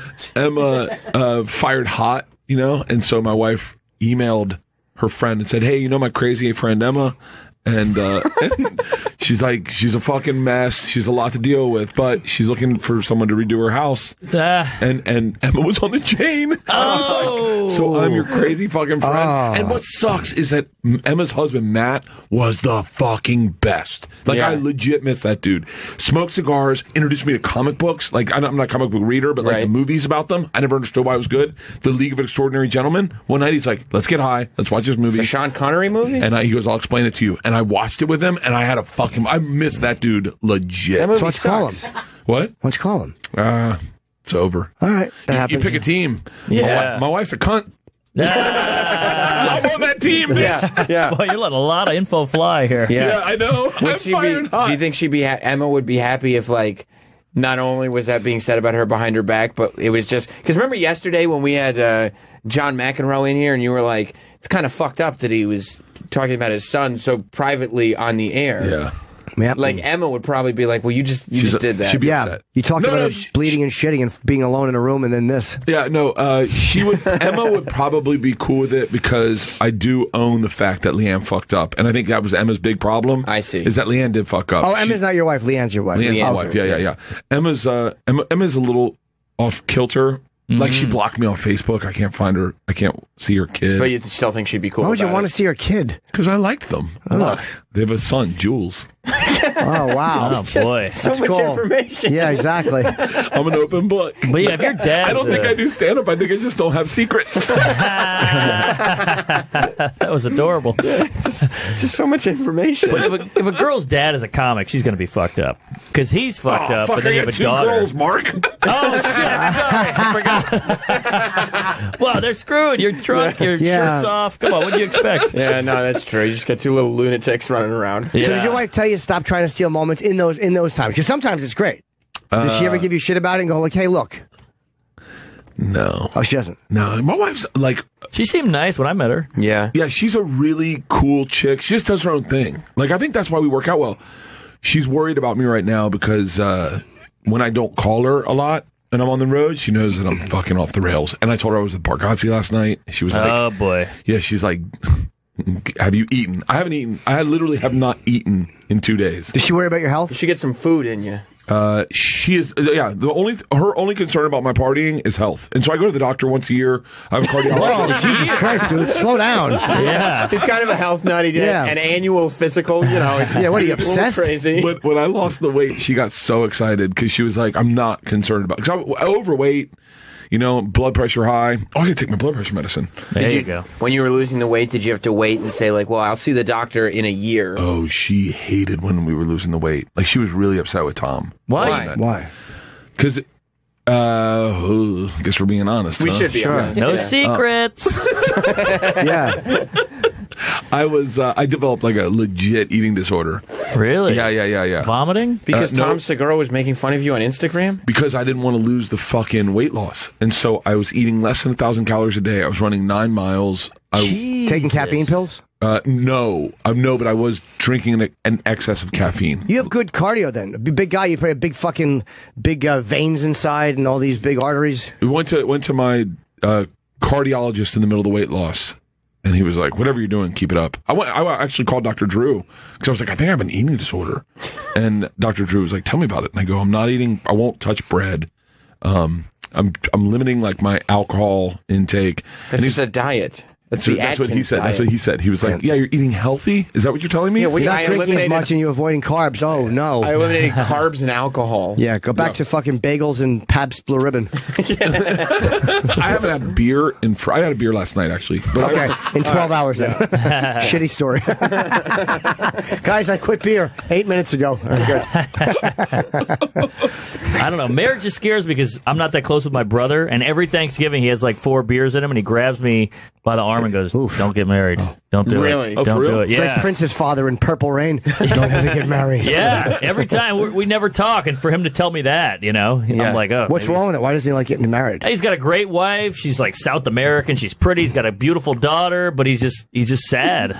Just miserable. Yeah. Is it because because his brother's a comedian who's not fucking I get blown? Right. Like, I don't blame your brother. I'd be depressed if I was your brother too, married one person. I get what he's like a nerdy guy. He works for Google. He's making a ton of money, but he's just Dude, you're out there, you're on tour with fucking Amy, and she has all women in her audience, and you're fucking blowing loads on half of them. I would be jealous too if I was your like, brother. do you think your brother has like real options? Because I think that's why a married that's guy true. gets depressed because he thinks he has all these options, but he doesn't Yeah. understand that if he wasn't married, he'd probably just be in a one-bedroom Exactly. apartment, lonely. Yeah, I guess you're right. He's not going to Skankfest and getting blown twice in the podcast studio. Yeah. I'll tell you from the other side. Being married is fucking awesome. Yeah. So much better than You said you being don't get your single. dick sucked. You Yeah. Wait. I'm cool with that. Just a minute ago, you said that you don't agree with the people who say it's awesome, and that Did I? Yeah, you said that the people who say that they don't get laid are telling the truth. And that it's not that good. And you said you haven't had a beer in a year. Hold on. Yeah, what's it Guys, talking let's about? slow roll this. It's supposed to be honest. I'm being honest. Yeah. You have secrets from yourself. You don't know how you feel about marriage. Yeah, Bert sometimes formulates opinions in the moment and doesn't think about whether they conflict with other opinions that he just had. You just say you never get blown. No, I'm have to ask for a blowjob like an 8-year-old asking for more fucking Samoas. Whatever they're Being called. married's fucking awesome. I never get blown, and my wife hates me. Yeah. But you like it though. No, what I like is I like someone that comes in my room and is like, "Hey, we're refinancing the house." And then Oh, that's a turn on. Yeah, Jesus Christ. I thought getting my dick sucked was fun. I got a boner. Oh, my God. How am I missing out on the fucking refinance chatter? You know, there are guys. Mortgage accruity. Yeah. Yeah. What do you mean our loan's upside down? Oh, put your finger in my ass. Portfolio. Portfolio on my face. Oh, it's a bull market. Fucking boo.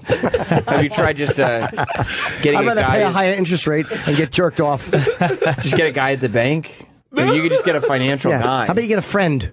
Yeah. Jim, do you have an accountant? I do. So you get it. All the time I get those texts, and I still get my dick sucked from other people. It's Did great. you ever think that would be an option? no, You don't need one person to do all this stuff. You know what? It's so great. You don't get blown, but you have help moving your refrigerator. Well, yeah, you get a friend to call it for that. You don't need Right. a wife. Yeah. maybe I'm wrong. What else do you like?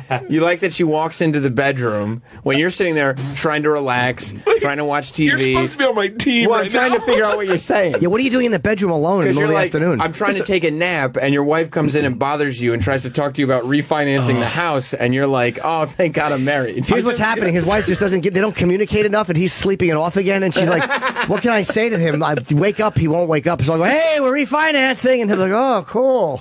Right. No, I don't know where I'd be in my life without that partner. 'Cause I would be fucking lost. Right. Yeah, you liked having someone that kind of takes care of business. She brings you into adulthood. She's a hot business manager. 100%. Yeah, I understand. She's the dude. She's the best. I dig that, and I also dig takes care of not you. trying to fuck people. Like I do. It's a lot of work and a lot of time. I love. Last night we were all partying at the stand, and I love that I just go, my night's over. Good night, everybody. Right. You should say that's 9 in the morning. I hated being single and being in a bar and wanting to get laid. And knowing that wasn't going to happen. Constantly scanning, assessing, what's her deal? Who's that? Does she know me? Can I fuck her? Whatever. It's a lot of work. I hate that. And I'm so glad that I don't. Like, it's almost like having young, hot women are powerless over me. Like, I had these two girls in West Palm Beach. Oh, that is cool. Who tried to get into the show, and they were beautiful. And they were trying to sneak in the back, and they saw me, and they go, "Oh, it's can you sneak us in?" And the idea that I was like, I could give 2 fucks about you entirely is nice. As opposed to being single, you're like, maybe I'll... That is true. Sure, you try the odds. You know they're not going to fuck you, but you never know. 2 hot chicks that want to come in and watch me, Yeah. You don't have to deal with the rejection either. You can just have confidence that, like, I could totally... Like, I absolutely... I got an accountant at home that will fuck me. But like any girl that talks to you, you can convince yourself. If I was single, that'd be easy. If I was single, I'd be... When you wouldn't. Right, Like, you wouldn't be able to land any of it. Doesn't matter, though. But you can convince yourself very easily that you would, because you never have to prove it. It's so true. When was the last time you were rejected by a girl, Mark? Oh, I mean, Saturday. Wait. Well, I mean, there was one hot girl at Skankfest. That was all over her. I mean, there was like 6 girls, and one was hot. And you got blown by 2 of them, so that's really not bad. Yeah, it's not bad. 33% of the women sucked your cock at Skank. Yes. And Lewis made out with half the women at Skankfest. You know? Oh, God, I hope I got there first. But, there was one hot girl, and I started talking to her, and she was like, "Oh, you're funny, and I've seen you on TV, and can you get me to this show?" And she was slowly working me, and I didn't even realize it. She was so hot, you know? She's like a fucking snake. She charmed me. I guess I was the snake. And, and so I spent like 2 hours on this chick, and then I look over, she's talking to Ari, and then she's talking to Bobby Kelly, and I'm like, what am I doing? Blonde hair? No. Black hair? Black hair. I know who the fuck you're talking about. Yeah. I watched Ari work that too. Yes. Ari fucking took her over to the corner and sat down with her. Yes. Why are we sitting down with these idiots? Did he fuck her? I don't think I don't think so. She was working all the comedians. And then what's the worst when you're talking to them for a while and they're like, "Yeah, I kind of want to do stand up," and you're like, "Oh fuck." I know why she's talking to me. Okay, that's the one. The one part I'd love to about being single is I'd love to date comics. Like, really? Yeah. Why? You dated, I won't say any names, but like you dated a girl that was a comic. Yeah, and people know because she mentioned it, so people know it's fine. Okay. Yeah, we did a long time ago. Yeah. I was jealous. She's hot. Yeah, she's brilliant too. Yeah, Judy Gold is really. Yeah, very funny. No, but like, what was her name? Chelsea Peretti. Yeah. Chelsea Peretti. Like, I remember when I was listening to you guys on air, and you were talking about this girl you were dating. She's a comic, and you weren't saying her name. And then I think I texted Bobby or someone. I was like, "Who's Jim dating?" Because you love the gossip. I love gossip.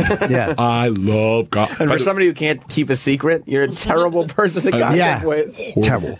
I'm horrible. Yeah. Segura called me yesterday. He's like, "I gotta tell you something." I was like, "Listen, if you don't want everyone to know about it, don't keep it to yourself." That's smart. Yeah.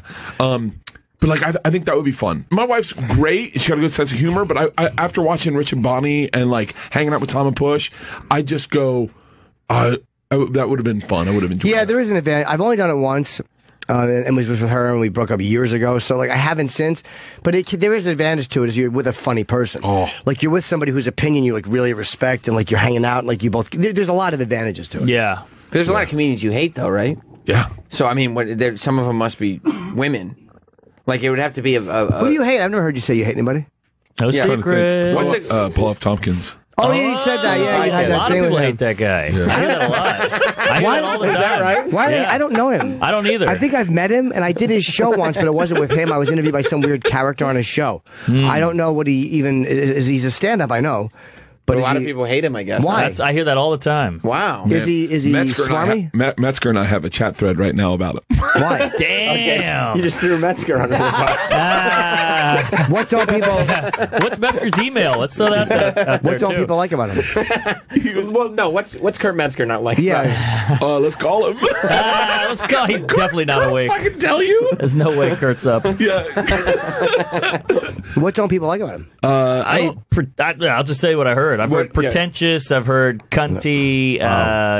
Kind of he'll talk shit about you kind of thing. Okay. Do you know him? I don't know him at all. I've never met him once. Yeah. Me and him had beef long time ago, and then What was it about? He kicked me off his show.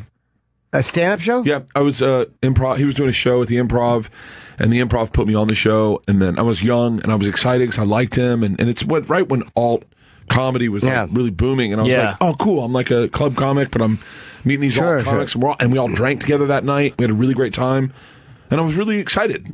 And then the next day, that he kicked me off the show and said I wasn't funny or whatever. Was it that, or he couldn't follow you? I won't say he couldn't follow me. I don't know. Sometimes that's when you're doing your act. There are times where a guy, I don't know what his act is like, but maybe you were a high energy guy and he just couldn't go on after you. I definitely was high energy. I probably did the best on that show that night. I won't say that he couldn't follow me. Okay. Only because I do think he's a good comic. He's a good comic, and I think he's original as fuck. Yeah. And different. And at the time, I was just out of New York, and so I felt the next day when I went in and he kicked me off the show, I felt like those movies in the 80s where the ugly girl gets accepted by the cool kids and hangs out and feels comfortable and then finds out they did it as a joke. Like Carrie. You felt like Carrie, yeah. I felt like Carrie, exactly. Well, you were a little Anthony Michael Hall in The Breakfast Club. Let's name other people. Yeah. Yeah. Molly you Ringwald. were Lindsay Lohan in Mean Girls. Can't Buy Me Love. Hey, Patrick Demp. So I had beef with them. So anyway, that I went on podcasts and we talked about it, and then it kind of exploded. He was really upset. What did he say? He's a cunt. Who gives a fuck? But I mean, did he say that you weren't funny or that he shouldn't have thrown you off? He said it never happened. Whoa, weird. Yeah. So maybe are you sure it was him and not the Improv? No, it was him. Okay. Usually comics don't lie about stories that you tell involving them, so that's odd that happened. Fuck. And so anyway, we go 7 years later, me and Ari are on the store at the patio at the store doing a podcast, and we're drinking, and I think we're both high, and I see Paul F. Tompkins walking down the street, and I say to Ari, you can find this. It was on Ari's podcast. Great audio. I said, oh my God, it's Paul F. Tompkins. Me and him have beef. I'm going to squash it right now on your podcast. I see him walking down the street, sunset. So I go, Paul F. Tompkins, it's Bert Kreischer. And he goes, and walks right past us. Was he wearing one of his suits? Yeah. You got to hear Metzger make fun of those suits. Damn. Do any comics hate you? No, a lot of comics hate me. Do they? Who hates Really? you? A lot of comics Who hate me. hates you? Besides two in this room. I don't know. I'm not going to start the list. Why? Well, who do you think hates you? I think a lot of people. Because I don't know. I know David Tell does. I start thinking. I start wondering. No, I'm joking. Yeah. Bird likes to make a lot of noise. The shirt's coming off. Yeah. I did a podcast with Attell. Me and Segura did a podcast with Attell, and he's like, I don't like these storytelling comics. I don't get it. And Segura and I look at each other, and we're like, oh, he hasn't seen our act in a while. Yeah. Segura's special's called Mostly Stories. And then he goes, it's these guys with no punchlines who just use their words to be funny, and we're like, that's both our acts. Maybe he knew that. I can't see Attell not knowing that. You think he did it on purpose just to make him uncomfortable? It was just because he probably was like, ugh, these two. I listened to that episode, and Segura had a great story about it. He opened for Attell at the Punchline, and then a year later opened for again, and he did one similar joke, and Attell goes, "What do you mean, like an actor?" And Segura's like, "What?" And he's no, I'm a comic. He's like, "Yeah, you want to be an actor though in the long run." He's like, "No." And he's like, "Well, you did the same joke a year ago. You can't write a new 20 minutes in a year?" And Segura was like crushed. Dude, Can you imagine that? I'll tell you good gossip. I don't know if I don't. Never mind. No, go ahead. You started. The best, my favorite Segura one. So we both have moments where there were compliments that we misunderstood, and he worked with Attell one time, and Attell goes, he goes, "What'd you think?" And Attell goes, "Great, stop doing my cadence." Did he? And then the better one than that was I called. I got an email, and they're like, Bert Kreischer is the next David Tell, and I email it to Segura, and I go, dude, they call me the next David Tell, and he's like, who was this? Was it a bartender? No, it's all it was about was my drinking. It had nothing to do with my material. Oh, really? I had the shots that I was an alcoholic, and Segura's like, you didn't read it, did you? I go, no. They're not calling you funny, they just say you drink a lot. Oh, I didn't mean to step on your punchline. I was joking. Oh, it's the truth. Yeah. So you didn't read the article. You just sent it along to be like, hey, look what they're saying about me. Yeah. He was like, I was like, you should read it first, idiot. Did Dave really say that to him at his cadence? Yeah. Because a lot of guys, all of us did. Dude, me too. A lot of guys do a Tell's cadence, and he's one of him. Mitch Hedberg too. A lot of guys do Hedberg. Yeah. You just do it, and I guess don't realize guys who are starting out and seeing a Tell like when they're in their first couple of years. Yeah. And you see that like, yeah. So I know that, and you. Right. It's very obvious. I did, yes. And by the way, Segura was very young when he said that. I think he's been doing comedy like 4 years when he said that. But when I was in Scotland, I was with Patrice, and Patrice, I had a joke that had happened on the plane. I got cut off on the plane, and the stewardess was trying to cut me off, and I put my finger on her lips and went, shh. Yeah. Instead of her letting her cut me off. And Patrice like, that's funny. You should tell it on stage. So I tried it on stage the first night in Scotland, and it just bombed. It just was like, what the fuck? The very next night, I was like, I literally said, how would a tell it? And that's how I wrote that joke. And I tell it. I mean, even I couldn't. You know what cops hate? When you touch their faces, like in that cadence. But I think when you're young, you need to. A lot of guys adopt cadences because they want to sound like a comedian. And but they also, it looks like it's formulaic almost. Like, okay, this is how he does it. Whereas with a Tell, he's a weird one because you can never see the punchline coming. It's enraging. As a comic, I literally fucking can't stand it. You never see it coming. No. But a lot of guys, you see with Mitch too, ever since he died, I've noticed since Hedberg died, you see so many guys doing his fucking... Aziz did him for a while. For a while, yeah. But I think he's kind of gotten out of that. He's much more himself. Totally. But in the beginning, I was Norm Macdonald for 4 years. Oh, yeah. Really? Yeah, big time. Right? Your cadence is extremely original in that it is who you are. Well, now, but yeah, I tried Seinfeld. I remember one time I sounded so much like Seinfeld, that I walked Who are these whores? What's the deal with cunts? But it was, the New York scene, when I moved here, the open mic scene was pretty harsh, and I walked on stage, and some guy from the audience went, "Bap, bap, bap, bap, bap." And it crushed me. Oh, and that was the last day. I was like, from now on, I'll never sound like that. He said that while you were in your as I was walking to the mic, he said he did that noise. But then why? He was a comic. So he was like fucking with me. Yeah. Yeah, and I was just like, how were you like Seinfeld? Tell me.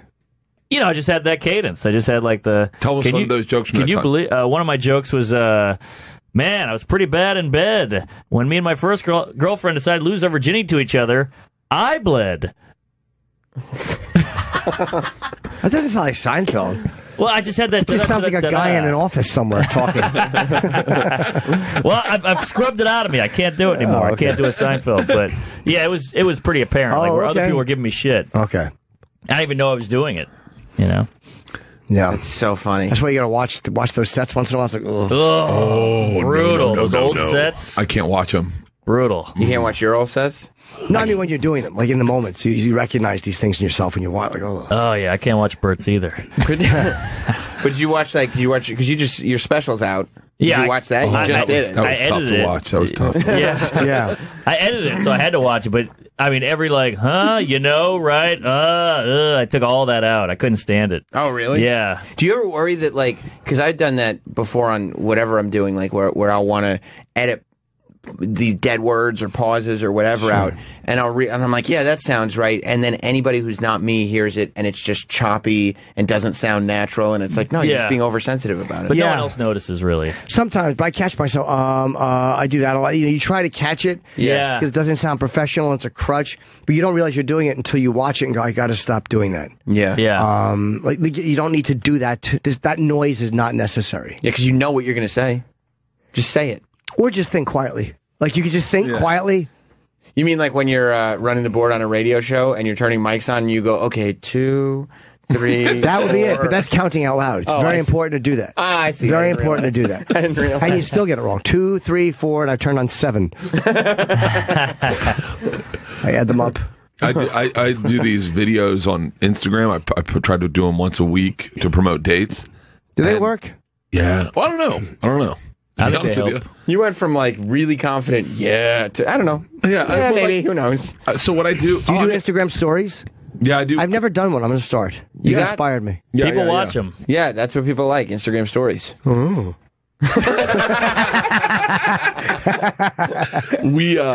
I geo-target them, so I shoot them to promote dates, and then geo-target them. How do you do that? I have a business manager that does it. So it basically, so I shot a video for Hawaii of me as Magnum PI, but I only send it to people living in Hawaii. Ah. So not everyone sees it. But you're not entertaining the other people with what is a funny video. That doesn't matter. What matters to me is I sell out Hawaii. No, but I mean, it wouldn't. But then the people will see you and they even like you more, so they'll watch all your videos. Yes, I've had that conversation. However, when you geo-target, you spend like $50, and I just haven't had a problem. It's worked. So actually, I don't even know if it works because I don't know. Like, I haven't not done it. You don't know where the people are coming. How many Instagram followers do you have? 160,000. So you're not sure where they're coming from. Oh, by the way, I just do that on Facebook. On Instagram, I post it that's why I asked who does it. I'm Geo-targeting. I didn't know you could do that on Instagram. Okay, Facebook. Yeah, that I have makes sense. 600,000 followers on Facebook, 700,000 followers on Facebook. That makes sense. So I just geo-target my for the shows. That makes sense. Then I put it on across the board on Instagram, and they get good traction. Yeah. I mean, I haven't posted a podcast today, but I do believe that consistency does pay off when it comes to social media. Yeah. I'm sure you're getting 1,000 tweets. Where the fuck's the pod, Bert? A lot of people. I woke up, I didn't know it was Wednesday, and I was like, what the fuck? Yeah. Like, so I got to post the podcast with Mickey Gall. What did you do last night? Mickey Gall's great. Yeah, he's great. He's a UFC fighter. He's a jiu-jitsu brown belt, and he's really a nice dude. He's the sweetest guy. Yeah, he handsome did. too. Humiliated. Great mug. Yeah, he on beat that up. guy. He also beat up Sage Northcutt. He's a very good fighter. I only know him as the guy who humiliated CM Punk. He beat him pretty easily, but Yeah. again, he's a young jiu-jitsu fighter. It's kind of hard for CM Punk to combat that. Yeah, he came out to my. Oh, you want to hear a good story? He came out to my my show in Jersey, and we're all sitting around, we're all drinking afterwards, and some girl's like, "Hey, how do you choke somebody out?" And he goes, "Oh boy." He goes, "This is how you do it," and he shows her. She goes, "Oh, cool." She says, "I want to try," and so I forget the guy that works at the Stress Factory. I forget his name right now, and she goes, "I want to try." No, it wasn't Vinny. It was another guy. I wish. And she goes, she goes, and she starts choking him out, and he taps, but she doesn't know what tapping is because she didn't learn that. She didn't learn what tapping was, and she choked him out, and he was unconscious. What? Damn, she's good. First try. We're like, what the fuck just happened? She goes, that works, huh? And we're like, oh, it's the best. She knocked him out cold. We watched, I'm talking to Mickey, and we're watching him tap her, and she's like, Is that really dangerous to choke somebody out like that? Dude, have you ever been choked out? Not in that scenario. I got choked out by the Gracies. I fought 4 Gracies at once, and they choked me out. Man, I'll tell you right now, it fucks with your head for a long time. Why? Oh, really? Yeah, because you know what it's like to die. You know what it's like to go under. Like, But when you're feeling it, like you're panicking because you can't breathe. How long does it take? it takes seconds. They grabbed me by my gi and choked me out with my gi. Oh, with a gi, okay. And you struggle exactly like you're trying to survive. Were they bigger than you or smaller than you? The guy who choked you out. Smaller, probably. But it's like we went swimming with great white sharks in South Africa, and the visibility was bad. Can't choke them. And no, it's really hard to choke out a great white shark. And the visibility was bad, so you only saw the great white shark when it bit on the cage, much like a shark attack. It would just show up at the last minute. Right. So it caused this weird, real panic That's of like terrifying.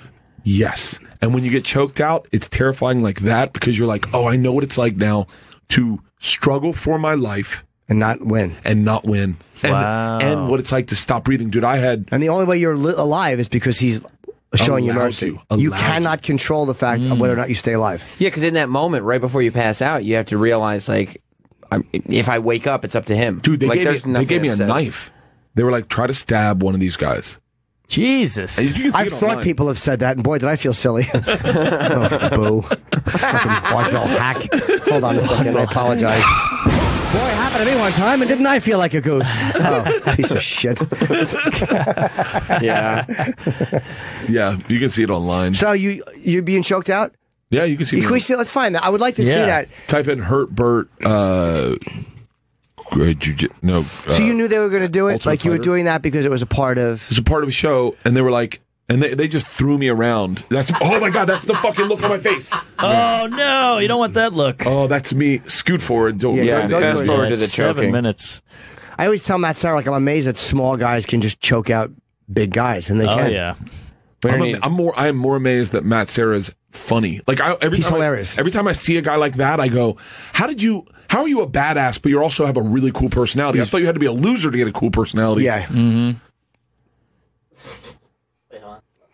And you want to, hey, I know what I'm doing here. Oh. Bert, remember me? Probably gotta go forward. What are you doing? Oh, that's an arm bar, yeah. Just called an elbow snap or whatever. The elbow snapper? God, this seems I wish like we had hell. to tap out on all our segments. How come no one's sweating? I'm the only one sweating. Here they go. Now they give me the knife. Chokehold. Yeah. What was the knife? You'll see it. Okay. And he started choking, and you fight it. You're like, no, make it. And I think I was tapping his leg, like, stop it. But he wouldn't Damn. stop. And then I swear to God, it was like I just started hearing everything going. What happens is that you cut off the circulation of the blood to the brain. As soon as the circulation is completely cut off, he's gonna unplug, you know? There was a moment, I think you can see it in my eye, just a moment where I said, look at my fingers. This is really cool. Yeah. You thought it was cool? Your hands are opening like you're like a baby. I'm trying to like, oh, dude. Because your brain, you turned off your brain, and now it's slowly turning back. And like on. little baby hands, your hands are opening like you want something. Did you see him on top of me? Like that is like a legit like It when you wasn't get like choked out, there's no way to half do it. Yeah. He gets on you violently, chokes you out for real. Was he doing it with your gi? Yeah. They choke you with your own clothing. That's the worst. It wasn't like one of those choke holes that you see. Yeah, the it wasn't UFC like fighters do all the time. Yeah. Bert was Really laying choke. on the ground, and one of the Gracies or whoever was on top of him and folding his gi over tight to is that choke what that him was? They as he was choke you laying with down. your clothes. Yeah. I'll talk to Matt sometimes, and he'll be like, we'll be on the subway in the winter, and he'll be like, oh, that jacket's a gift. And I'd be like, what do you mean? He goes, oh, so easy to choke somebody out with a jacket. Like, he sees certain clothing and just realize how easy it would be to choke the person out in that outfit. Yeah. Because it lends itself to being strung across your neck. Wow. I'd love to see life that way. Yeah. I like, well, look at that coat. That man could beat me up. That's what I Right. think. There was a guy I knew. I'll be very careful about this. Uh-oh. There was It's a all guy right. I knew, and he didn't drink, and he came to our house, and I was like, hey, you want a beer? And he's like, nah, I stopped drinking. I said, really, why? And he's like, I killed 2 men. I was like, really? He was walking down the street, he was drunk, leaving a bar, and these 4 guys were fucking with this woman, like harassing her. He's a jiu-jitsu, insane, like he MMA, but also like a Marine Corps Green Beret. He goes over, sells them to stop. They say no, and he just fucking kills 2 of them with his bare hands. Beats all of them mercifully. 2 of them just happened to die, and he walked away. Woke up the next morning and was like, I think I fucking killed somebody last night. Wow. What? And then, he went to trial, got away with it.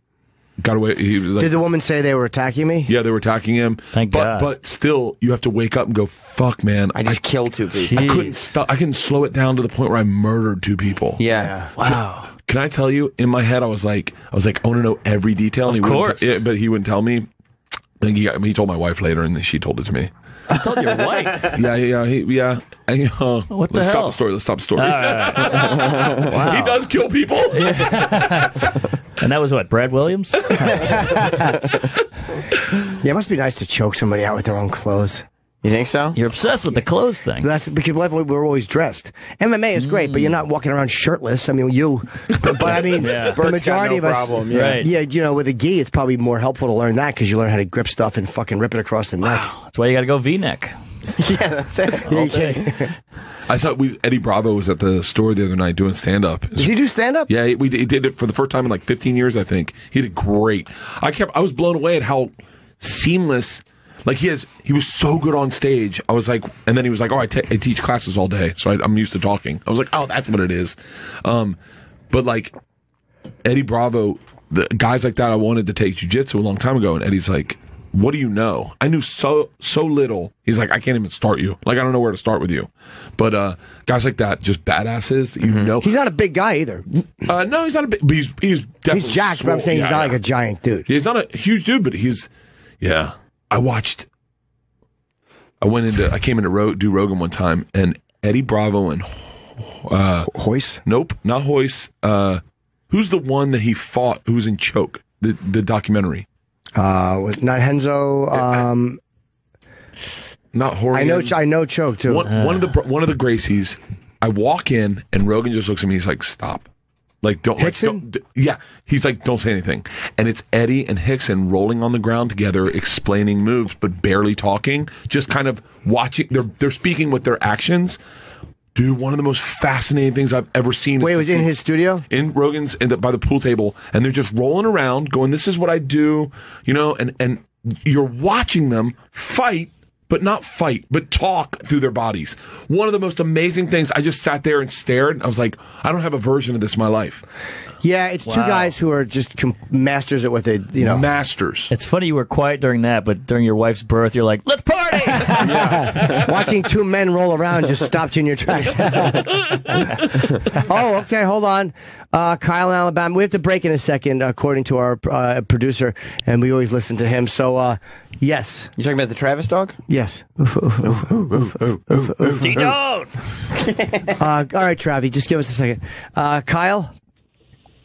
Yes, sir. Hey. Hey. Bert, I was curious.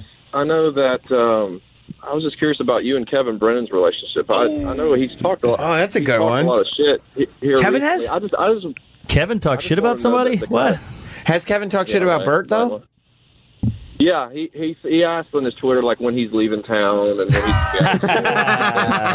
That's great. And then he said, and then in one of the past ones, he's talking about how you're completely like a dick off stage and you're a whole fake, you're a fake persona and all this other kind of stuff. I just want to know where that came from. I'm kind of late to the party. I agree with that. Rura Rega, by the way, fellow ATO guy. Rura Rega. All right, thanks, Kyle. I like the bit you're going for, but I'll tell you a better story. Thank you. I've known Bert for a while, and he is a dick off stage for the Kevin Brennan's the first person I ever met in stand-up. My uncle went to high school with Kevin, and so when I got into stand-up, it was through Kevin. Anyway, the better story is this is more like my personality. Remember when Kevin started going off the rails and just fucking trashing everybody? Yeah. Probably like a year ago. I remember that. And he started with his brother. He started, I believe, on the Opie and Anthony show. Yeah, I think so. He started trashing his brother. And by the way, I enjoy that radio. Like when that happened, I loved it. Well, that might have just been Opie and Jim at that point. I don't know if Anthony was still here. Okay. Yeah. He asked me to come in, and I'm like, anytime you want. And I texted him, and he's like, oh, you actually followed up. And he came in, and he started, I love having Kevin on for that reason. Now I love because he's trashed so many people, having him on to try to figure out what's wrong with him. Yeah. And having an intervention. So I'm at the store, and I'm buzzed. And I come down the stairs and I see Neil. And immediately I go, oh my God, dude, have you been listening to your brother? And clearly he has, because all Kevin's doing is trashing. And he goes, I have. And I go, it's fucking hilarious, dude. I love it. And Neil's like, I'm not entirely a huge fan of it. Why would you assume that he thought it was funny? I just was like, you get caught in the moment, you cut a corner, you see someone, you're like, hey, I listened to your brother yesterday on Opie and Jim. And he was like, all instincts with you sometimes. Fuck. Let's eat this burrito. Neil wouldn't do our show. I didn't blame him. No, but I think because he was probably annoyed that Kevin was given that platform. We tried to get him in, but now he might. We're going to go bring it. Now he might do. Hopefully, he would do me and you. But I like Neil. I think he's funny. Neil's great. Yeah, I like Neil too. He's really fucking fascinating. But is that true? What the caller was saying about you and Kevin Brennan? I texted with Kevin yesterday. Ah, okay. Yeah. Okay, so you guys are friends now. We're fucking totally friends. All right, Johnny in Texas. Before we go to break, he wants to help Bert out. Johnny, hello. Hello. Hey, man, it's constructive criticism. Just hear me out. Okay, so good. Bert, your stories are, they're mildly entertaining. And come on. It's fine to listen to. No, listen. I want to hear it. But listen, the thing that makes people want to fucking turn this station off is because you have this habit, and I get it, but you have this habit of acting like you're laughing so hard that it's funny and hard to talk. But then you stop doing it just immediately after, and it's fucking maddening, dude. Wow. I'm sorry, dude. Johnny, honestly, I know that doesn't bother me at all. Bert's method of telling a story is fun. He's enjoying himself. I'm sorry. I'm really sorry, man. Because that's your buddy. And I'm just telling you, the Joe on the street, like Mark talked about how he was compared to, what's his name? Norm McDonald. But that's it, dude. It's classic. You have a fucking fantastic. You're one of the funniest dudes I know next to Jim, and it really is. It really is. You are incredibly funny. And I'm not saying Bert. I'm not saying you're not funny, dude. To some people you are, but You're really insulting. Jeez. Like, first of all, people like Bert is just he's a legitimately enthused person. I was going to say a gregarious horse's ass. Yeah. But Bert, honestly, dude, is like this. When I've talked to Bert off, as much as I've talked to him on mic, and he's very much like this. He's an outgoing guy, more outgoing on mic, but it's not a big difference. Yeah, and I want to say this caller's making some good points. Yeah. No, all right, Johnny, thank you for the call. I appreciate it. Hey, I appreciate it, man. Let me give you my number so we can keep in touch. Cunt. Suck my dick. Go back to fucking fixing a roof, dickhead. There's the Bert I like. All your fucking heroes right now, bitch. And I'll fuck your wife. Let's go to break. Yeah. He didn't laugh during that, did he? No, he didn't. That was the real Bert. Yeah. All right. Hey, Paul Tompkins, thanks for that call. All right, we're going to take a break, and we'll be right back. Everyone's on correctly. You just cheered for yourself? Yes, I did. Good for you. Bert's on the phone. I'm on with my wife. Hang on 1 second. Hey. He's canceling therapy. Yeah, I Marriage just is canceled my awesome. therapy. Hey, right after you gave birth, what happened? Everybody left and turned out the lights? Does she know she's on? Wait, does she know she's on the air? Yeah. No, you got to tell her. You're on Jim and Sam's show, by the way. Oh, awesome. That's great. Well, have a good day. I love you. Bye. Everybody left and turned off the lights. That's very funny.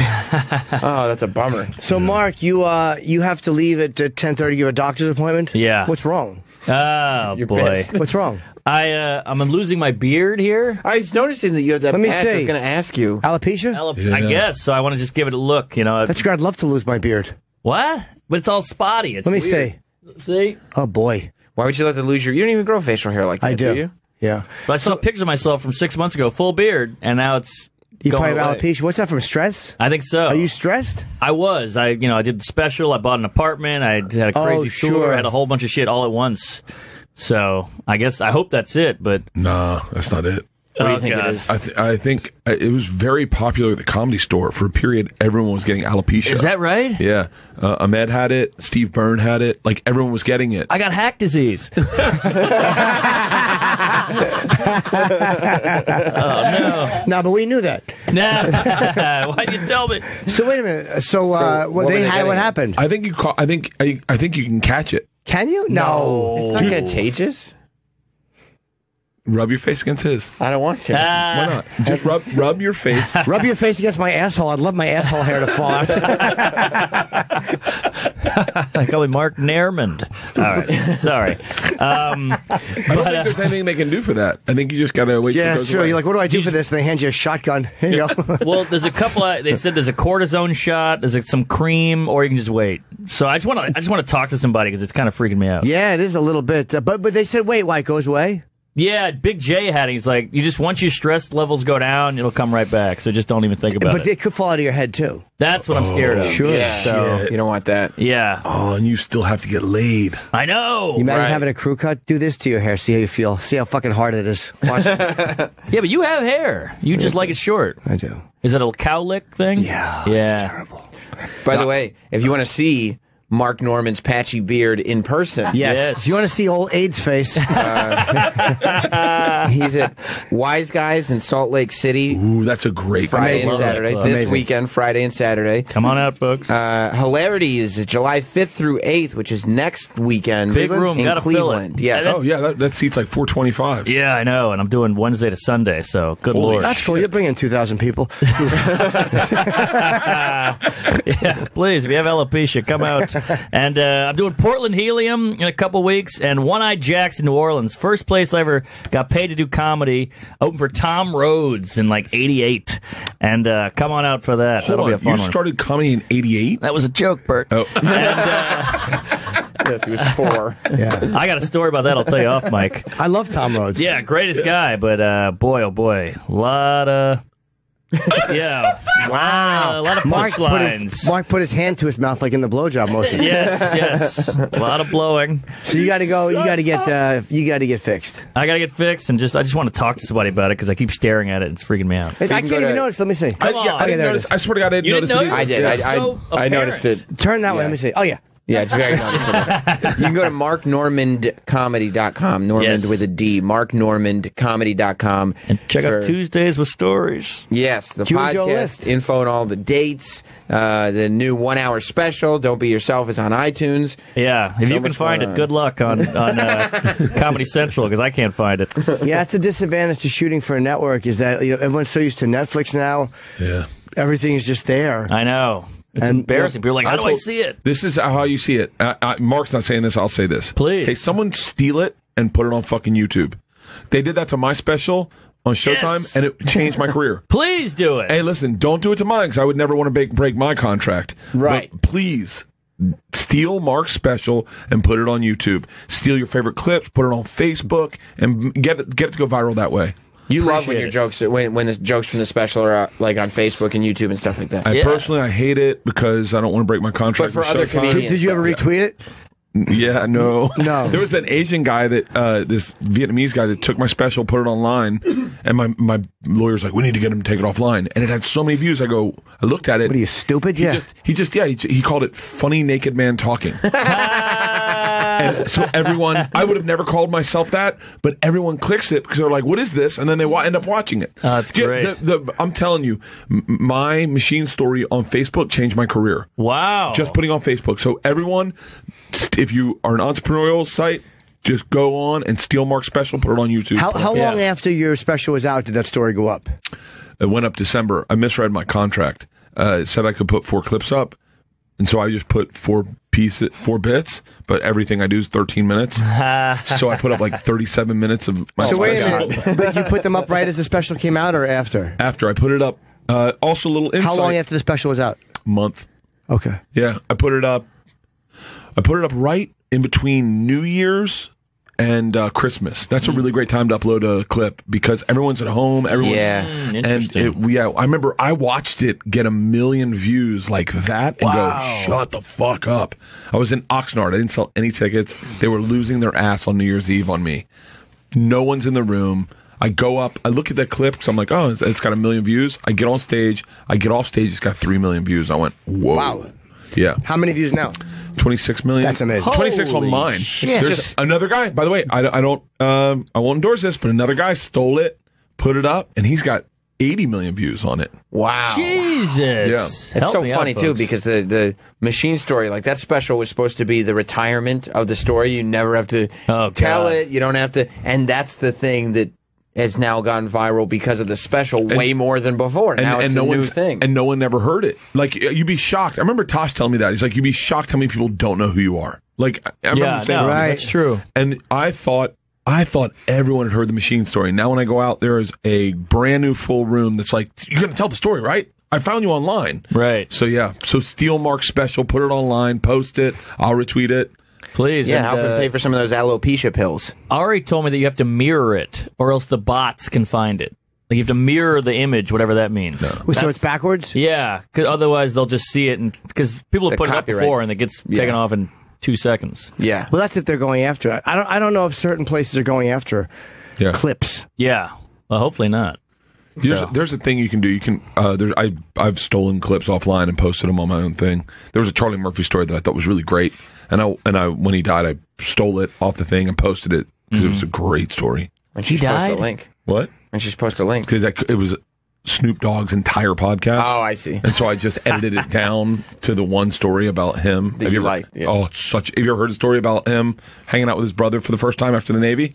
I don't think so. It's such a good story. And by the way, I'm just telling you Charlie Murphy's stories, or rest in peace. He gets out of the Navy and he goes out to LA, and Eddie's like, yo, put on my jacket. We're going out tonight. He was out of the Navy. He didn't have any clothes. All he had uniforms. So he puts on one of Eddie Murphy's busboy jackets with his chains on, no shirt, and a busboy jacket. And they go into the club. And he's like, man, we roll in thick. Everyone's like, oh, shit, that's Eddie Murphy. Yo, who's that? That's his brother behind him. Oh, shit, what's he do? Oh, I think he's a magician. It's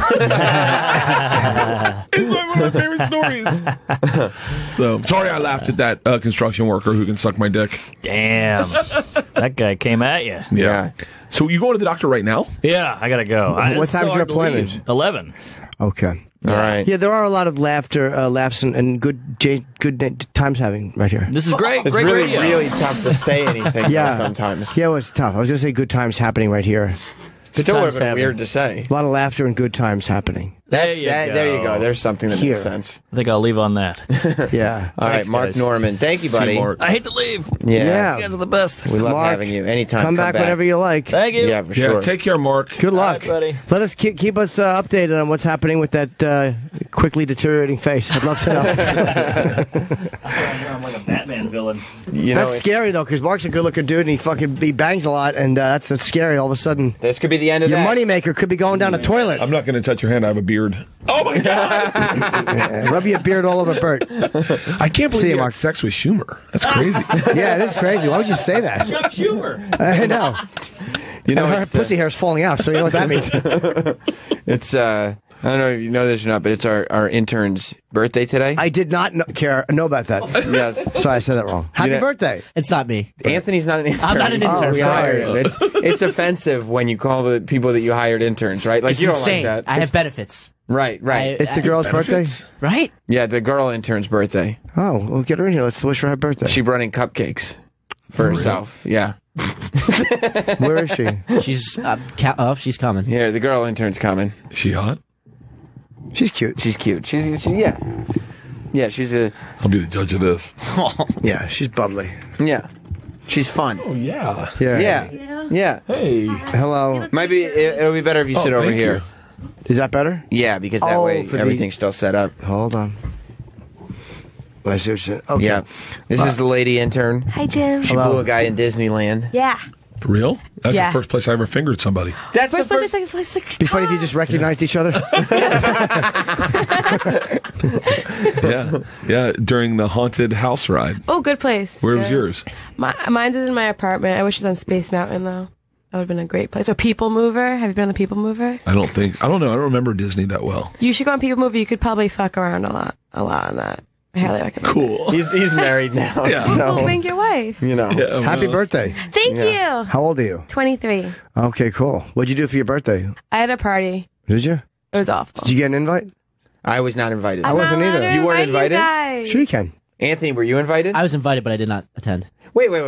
Yeah. So how come you're allowed to invite Anthony? Travis, did you get invited? Nope. So what's the cut? Hot Dog didn't get invited. No Hot Dog invite for doesn't Hot even really work here. Yeah. Like, why did Hot Dog not get invited? Because he told me we can hang out in public also. But you invited Anthony. I asked because I wanted him to get vagina so I can stop. Because I felt bad for calling my bitch. Like, it was like pity doing it. Oh, you got. Oh, so now it's a pity invite. thing. Okay, great. So, but you didn't invite Sam and why wouldn't I? I'm Are not we too allowed old? to. No, Bonnie said no.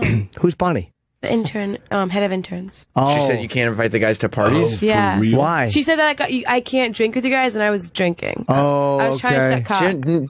Jim and I don't drink though. We No, wouldn't be drinking but with- she doesn't want us being in a place where she's drinking because Yeah. she doesn't want us to be in a place where her decision making is impaired while she's in it. I get it. Yeah. God damn it, that's so fucking complicated. Well, that's because everywhere you go, you drink. Yeah. So it would be tough. That would be fucking insane. Yeah.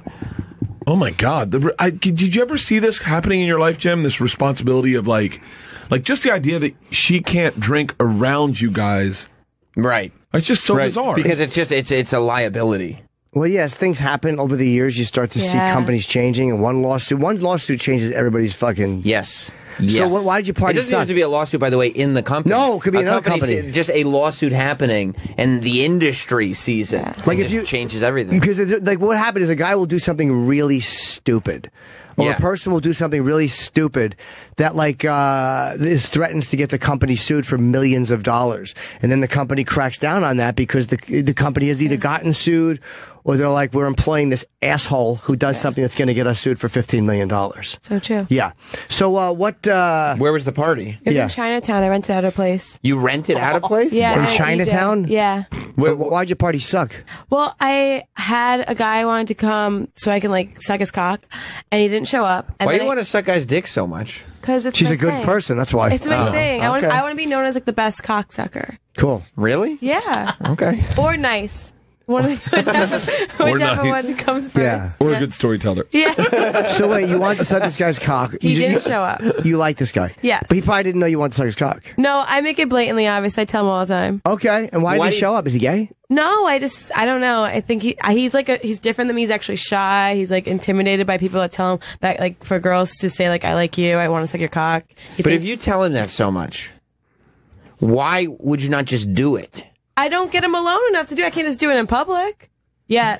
You have to, like, work that way. Let's get in a cab with him. Say, hey, let's go to fucking... I ask him out. He says he's busy all the time. I don't think he likes me. I really maybe he's not attracted to you. Yeah, he probably doesn't I like don't you. think so. But then, That happens? yeah, no, I thought that too. But then, like, he'll hit me up and he'll be like, but I think he hits me up because I'm like, I gas him up. I'm like, you're so cool, you're so handsome, and that's why. But you also say that to, like, a lot of people.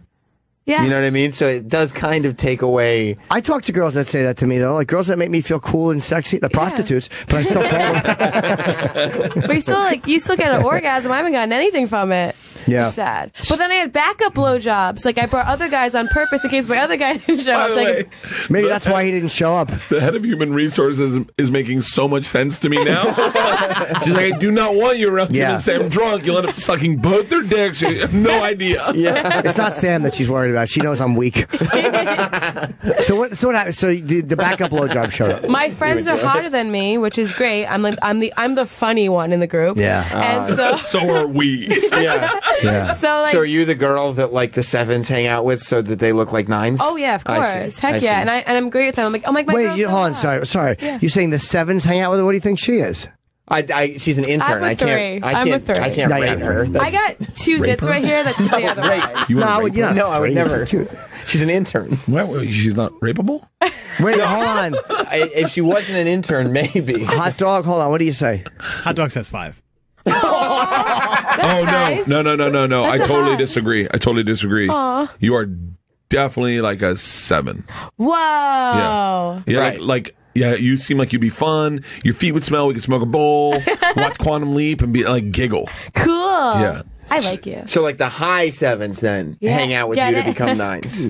Oh yeah. Right, Yeah, they do. right. I have 10s though. I have like hot friends, bendable friends.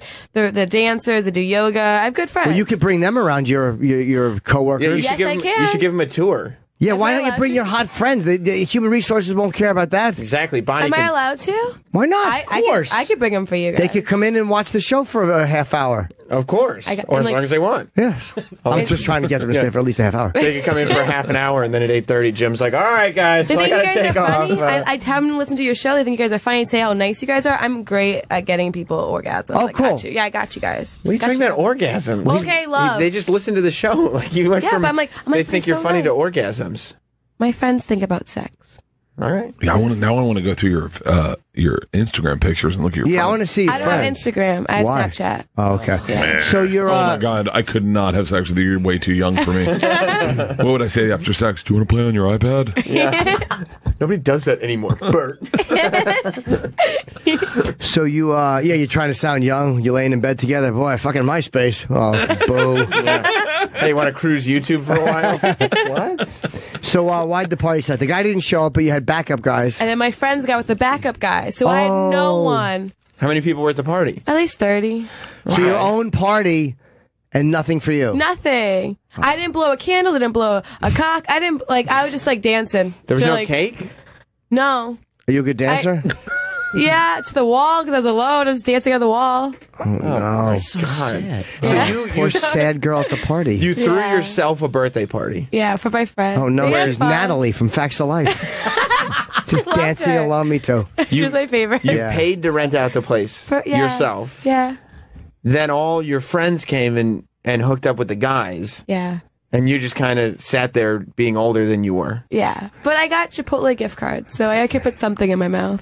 you know? Chipotle gift. I mean, this sounds terrible. It was. This sounds like a horrible birthday. I cried. I'm not You gonna lie did? to you. Yeah, I cried. I mean, that sounds horrible. Really? I really, yeah. That's great. She's crying because the guy didn't come and put his dick in her mouth. What a good egg. So wait, so what do you think Hot Dog is? He gave you a 5. Well, if you remember, a couple weeks ago, you asked her, do you think Hot Dog's physically Yes. attractive? And do you remember what her answer What was? did you say? I don't remember. No. Yeah, she did say that. But She said we're no. very close now. We bonded. Over what? Hot Dog doesn't like her. I'm just like, he does. At all. Hot dog, right? At all. Hot dog is shaking his head in the no fashion. I got him a cupcake, so I'm really trying to get him to like me as a friend. Oh, hot dog, tell him, what do you think? Let's be honest here. Hot dog, you really trying to get a cupcake from a girl right now? You know what I mean? Well, that and the Chipotle gift card. Yeah, I said I offer to buy him Chipotle. I buy my friends. I'm not going to lie to you guys. What do you give her? I give my friends birthday parties. Like, I had the birthday parties for my friends. Gave them, like, guys. I'm giving hot dog, Chipotle. I want to get Anthony Chipotle. I got cupcakes for y'all. Listen. Nothing for Travis, though. The Travis What about the Travis dog just sits in there? I have 2 cupcakes for Travis. Okay, hot dog, what do you give her? She gave you a 5. Are you going to give me a number? Or? You said her. She's a 5. She's a 5. Yeah. Oh, sorry. I'll give him a 2 because he's the shit. A 2? That's a number 2, though. He is shit, is what you're saying. No, what do you really give him? He's not that bad looking. No. What do you give him? 5. Yeah, I could do a 5. That's fair enough. Yeah. All right. New glasses, too. Very helpful. Just a couple of 5s. 5 for 5. Yeah. But then add it together, we're a 10. Yeah. Weirdly kind of sub-flirting with each other. I hate their symbiotic friendship. All right, so it was bad. Why'd you cry? It was just like sad. Like all my friends wanted to go afterwards, and they're like, "We can get you another guy." I was like, "I don't want like ugly guys. Like I wanted like." Did you have a crush on the guy that you wanted to blow? Yes. Oh, But not anymore. I'm over that shit. Are you really though? Yeah. Or you just like talk done fast and so. smile so that you can get over stuff and not actually feel. No. Like that's so fucking annoying. I'm not here to like. I'm not here to like blow you up. I want to give you the blowjob. You said no. We're over. I'll find another dick to do. A hot one. Who's the ugliest guy in this room?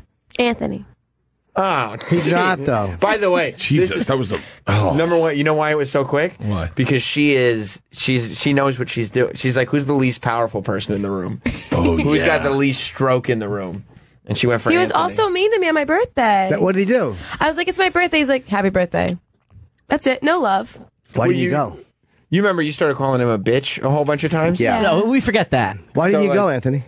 Because I had other things to do. What were you doing? What were you doing? I was down the shore. I went to a bar in Belmar called DJ's. You had to go to a bar in Belmar, so you couldn't go to You a really birthday? are white trash. I went to DJ's, played skeet ball. I was at DJ's at Belmar. How could I go to her birthday party? By the way, I found out just now that Anthony did get her something for her birthday. What did you get her? She said that her birthday present is that Anthony is in that room today. Yeah. See, when you say it, like, it's not good. It's not a fun thing. Like, She's saying- she rips me like nonstop. Like when it's me and her, she's like, "Oh my god, you're so great! Like everything you're doing is great!" Like, and then like when like other people walk in, she's like, "Oh my god, like he's so like ugh." See, she's saying her birthday present was that Anthony's in this room today because she was in that room, so she didn't have to see him. Is that why? Because you had a little break away from him? It was nice. And me and Travis are bonding. I felt closer than him than ever. It's nice. I don't remember even speaking to her today. He said, get coffee. And I was That's like, true. I did that. But you were just happy that Anthony wasn't in there. Yeah. Hot dog and I She's are got my bonding. energy. She does. Yeah, 100%. It's amazing. The idea that she goes, we bonded, and he goes, I don't think we spoke. Yeah. That is so me. Right. Like he would go home and be like, yeah, and then I got to spend the day with Travis. It was so cool. He was executive producing and we were kind of bonding in the same room. I'm really quick to call people my best friends. Oh, no. All the time. Yeah. Yeah. I have a bunch of best friends. Oh, you two fucking love-starved goose eggs. Did you like Bert today? I love you. Oh, thank you. You're incredible. She said that to everyone, Bert. Everyone. But why can't you share the love? She said Spread that your to legs, me, spread like- the love. Yeah. She said that to me like 3 times today. Yeah, I'll ask her for a decaf. She'll be like, okay, I love you. It has no meaning. I said I love you during a one-night stand one time. That's pretty hot. I was used to having sex with people I loved, and then I had sex with this chick, and it's what I said during Right. sex. I love you. And That's not hot, Jim. It is. That's nice. Is it? Yeah. Why do you think it's hot? I've done it at weird times. Like, because she's doing something like nasty, and you're like, oh, I love you. It's just That type of a thing. It's just weird stuff. Yeah, but I understand the instinct. There's something about it once in a while. That you're like, ugh. But it's so crazy. That only other thing, like I had sex with this chick in New York, and I just was so used to saying it because I was having sex with someone else that I had loved, and then I said it. The only thing that's similar to that is one time when I first had sex with my wife, I was so used to jerking off that I was shocked that there was someone in the room when I had an orgasm. Do you know what I mean? Yeah.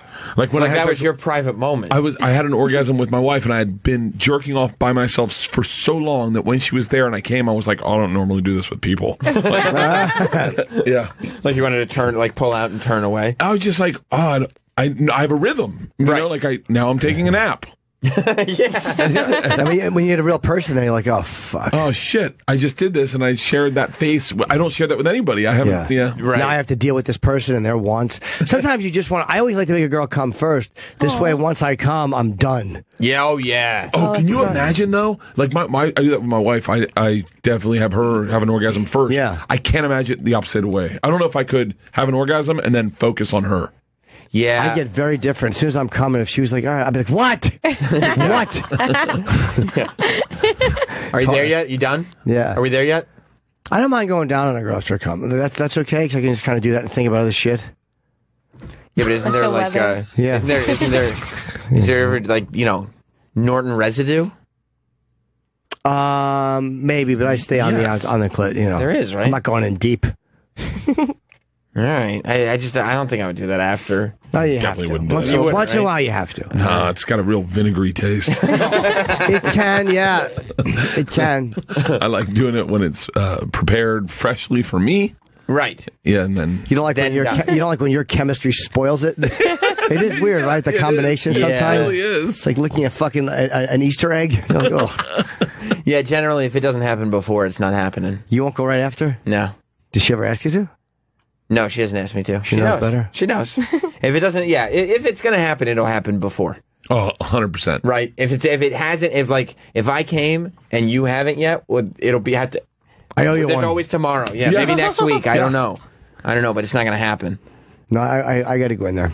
I'm obligated. What's crazy is that I bet me and you are similar, Sam, in that I have a rhythm of how it works. Like we do the exact same thing every time.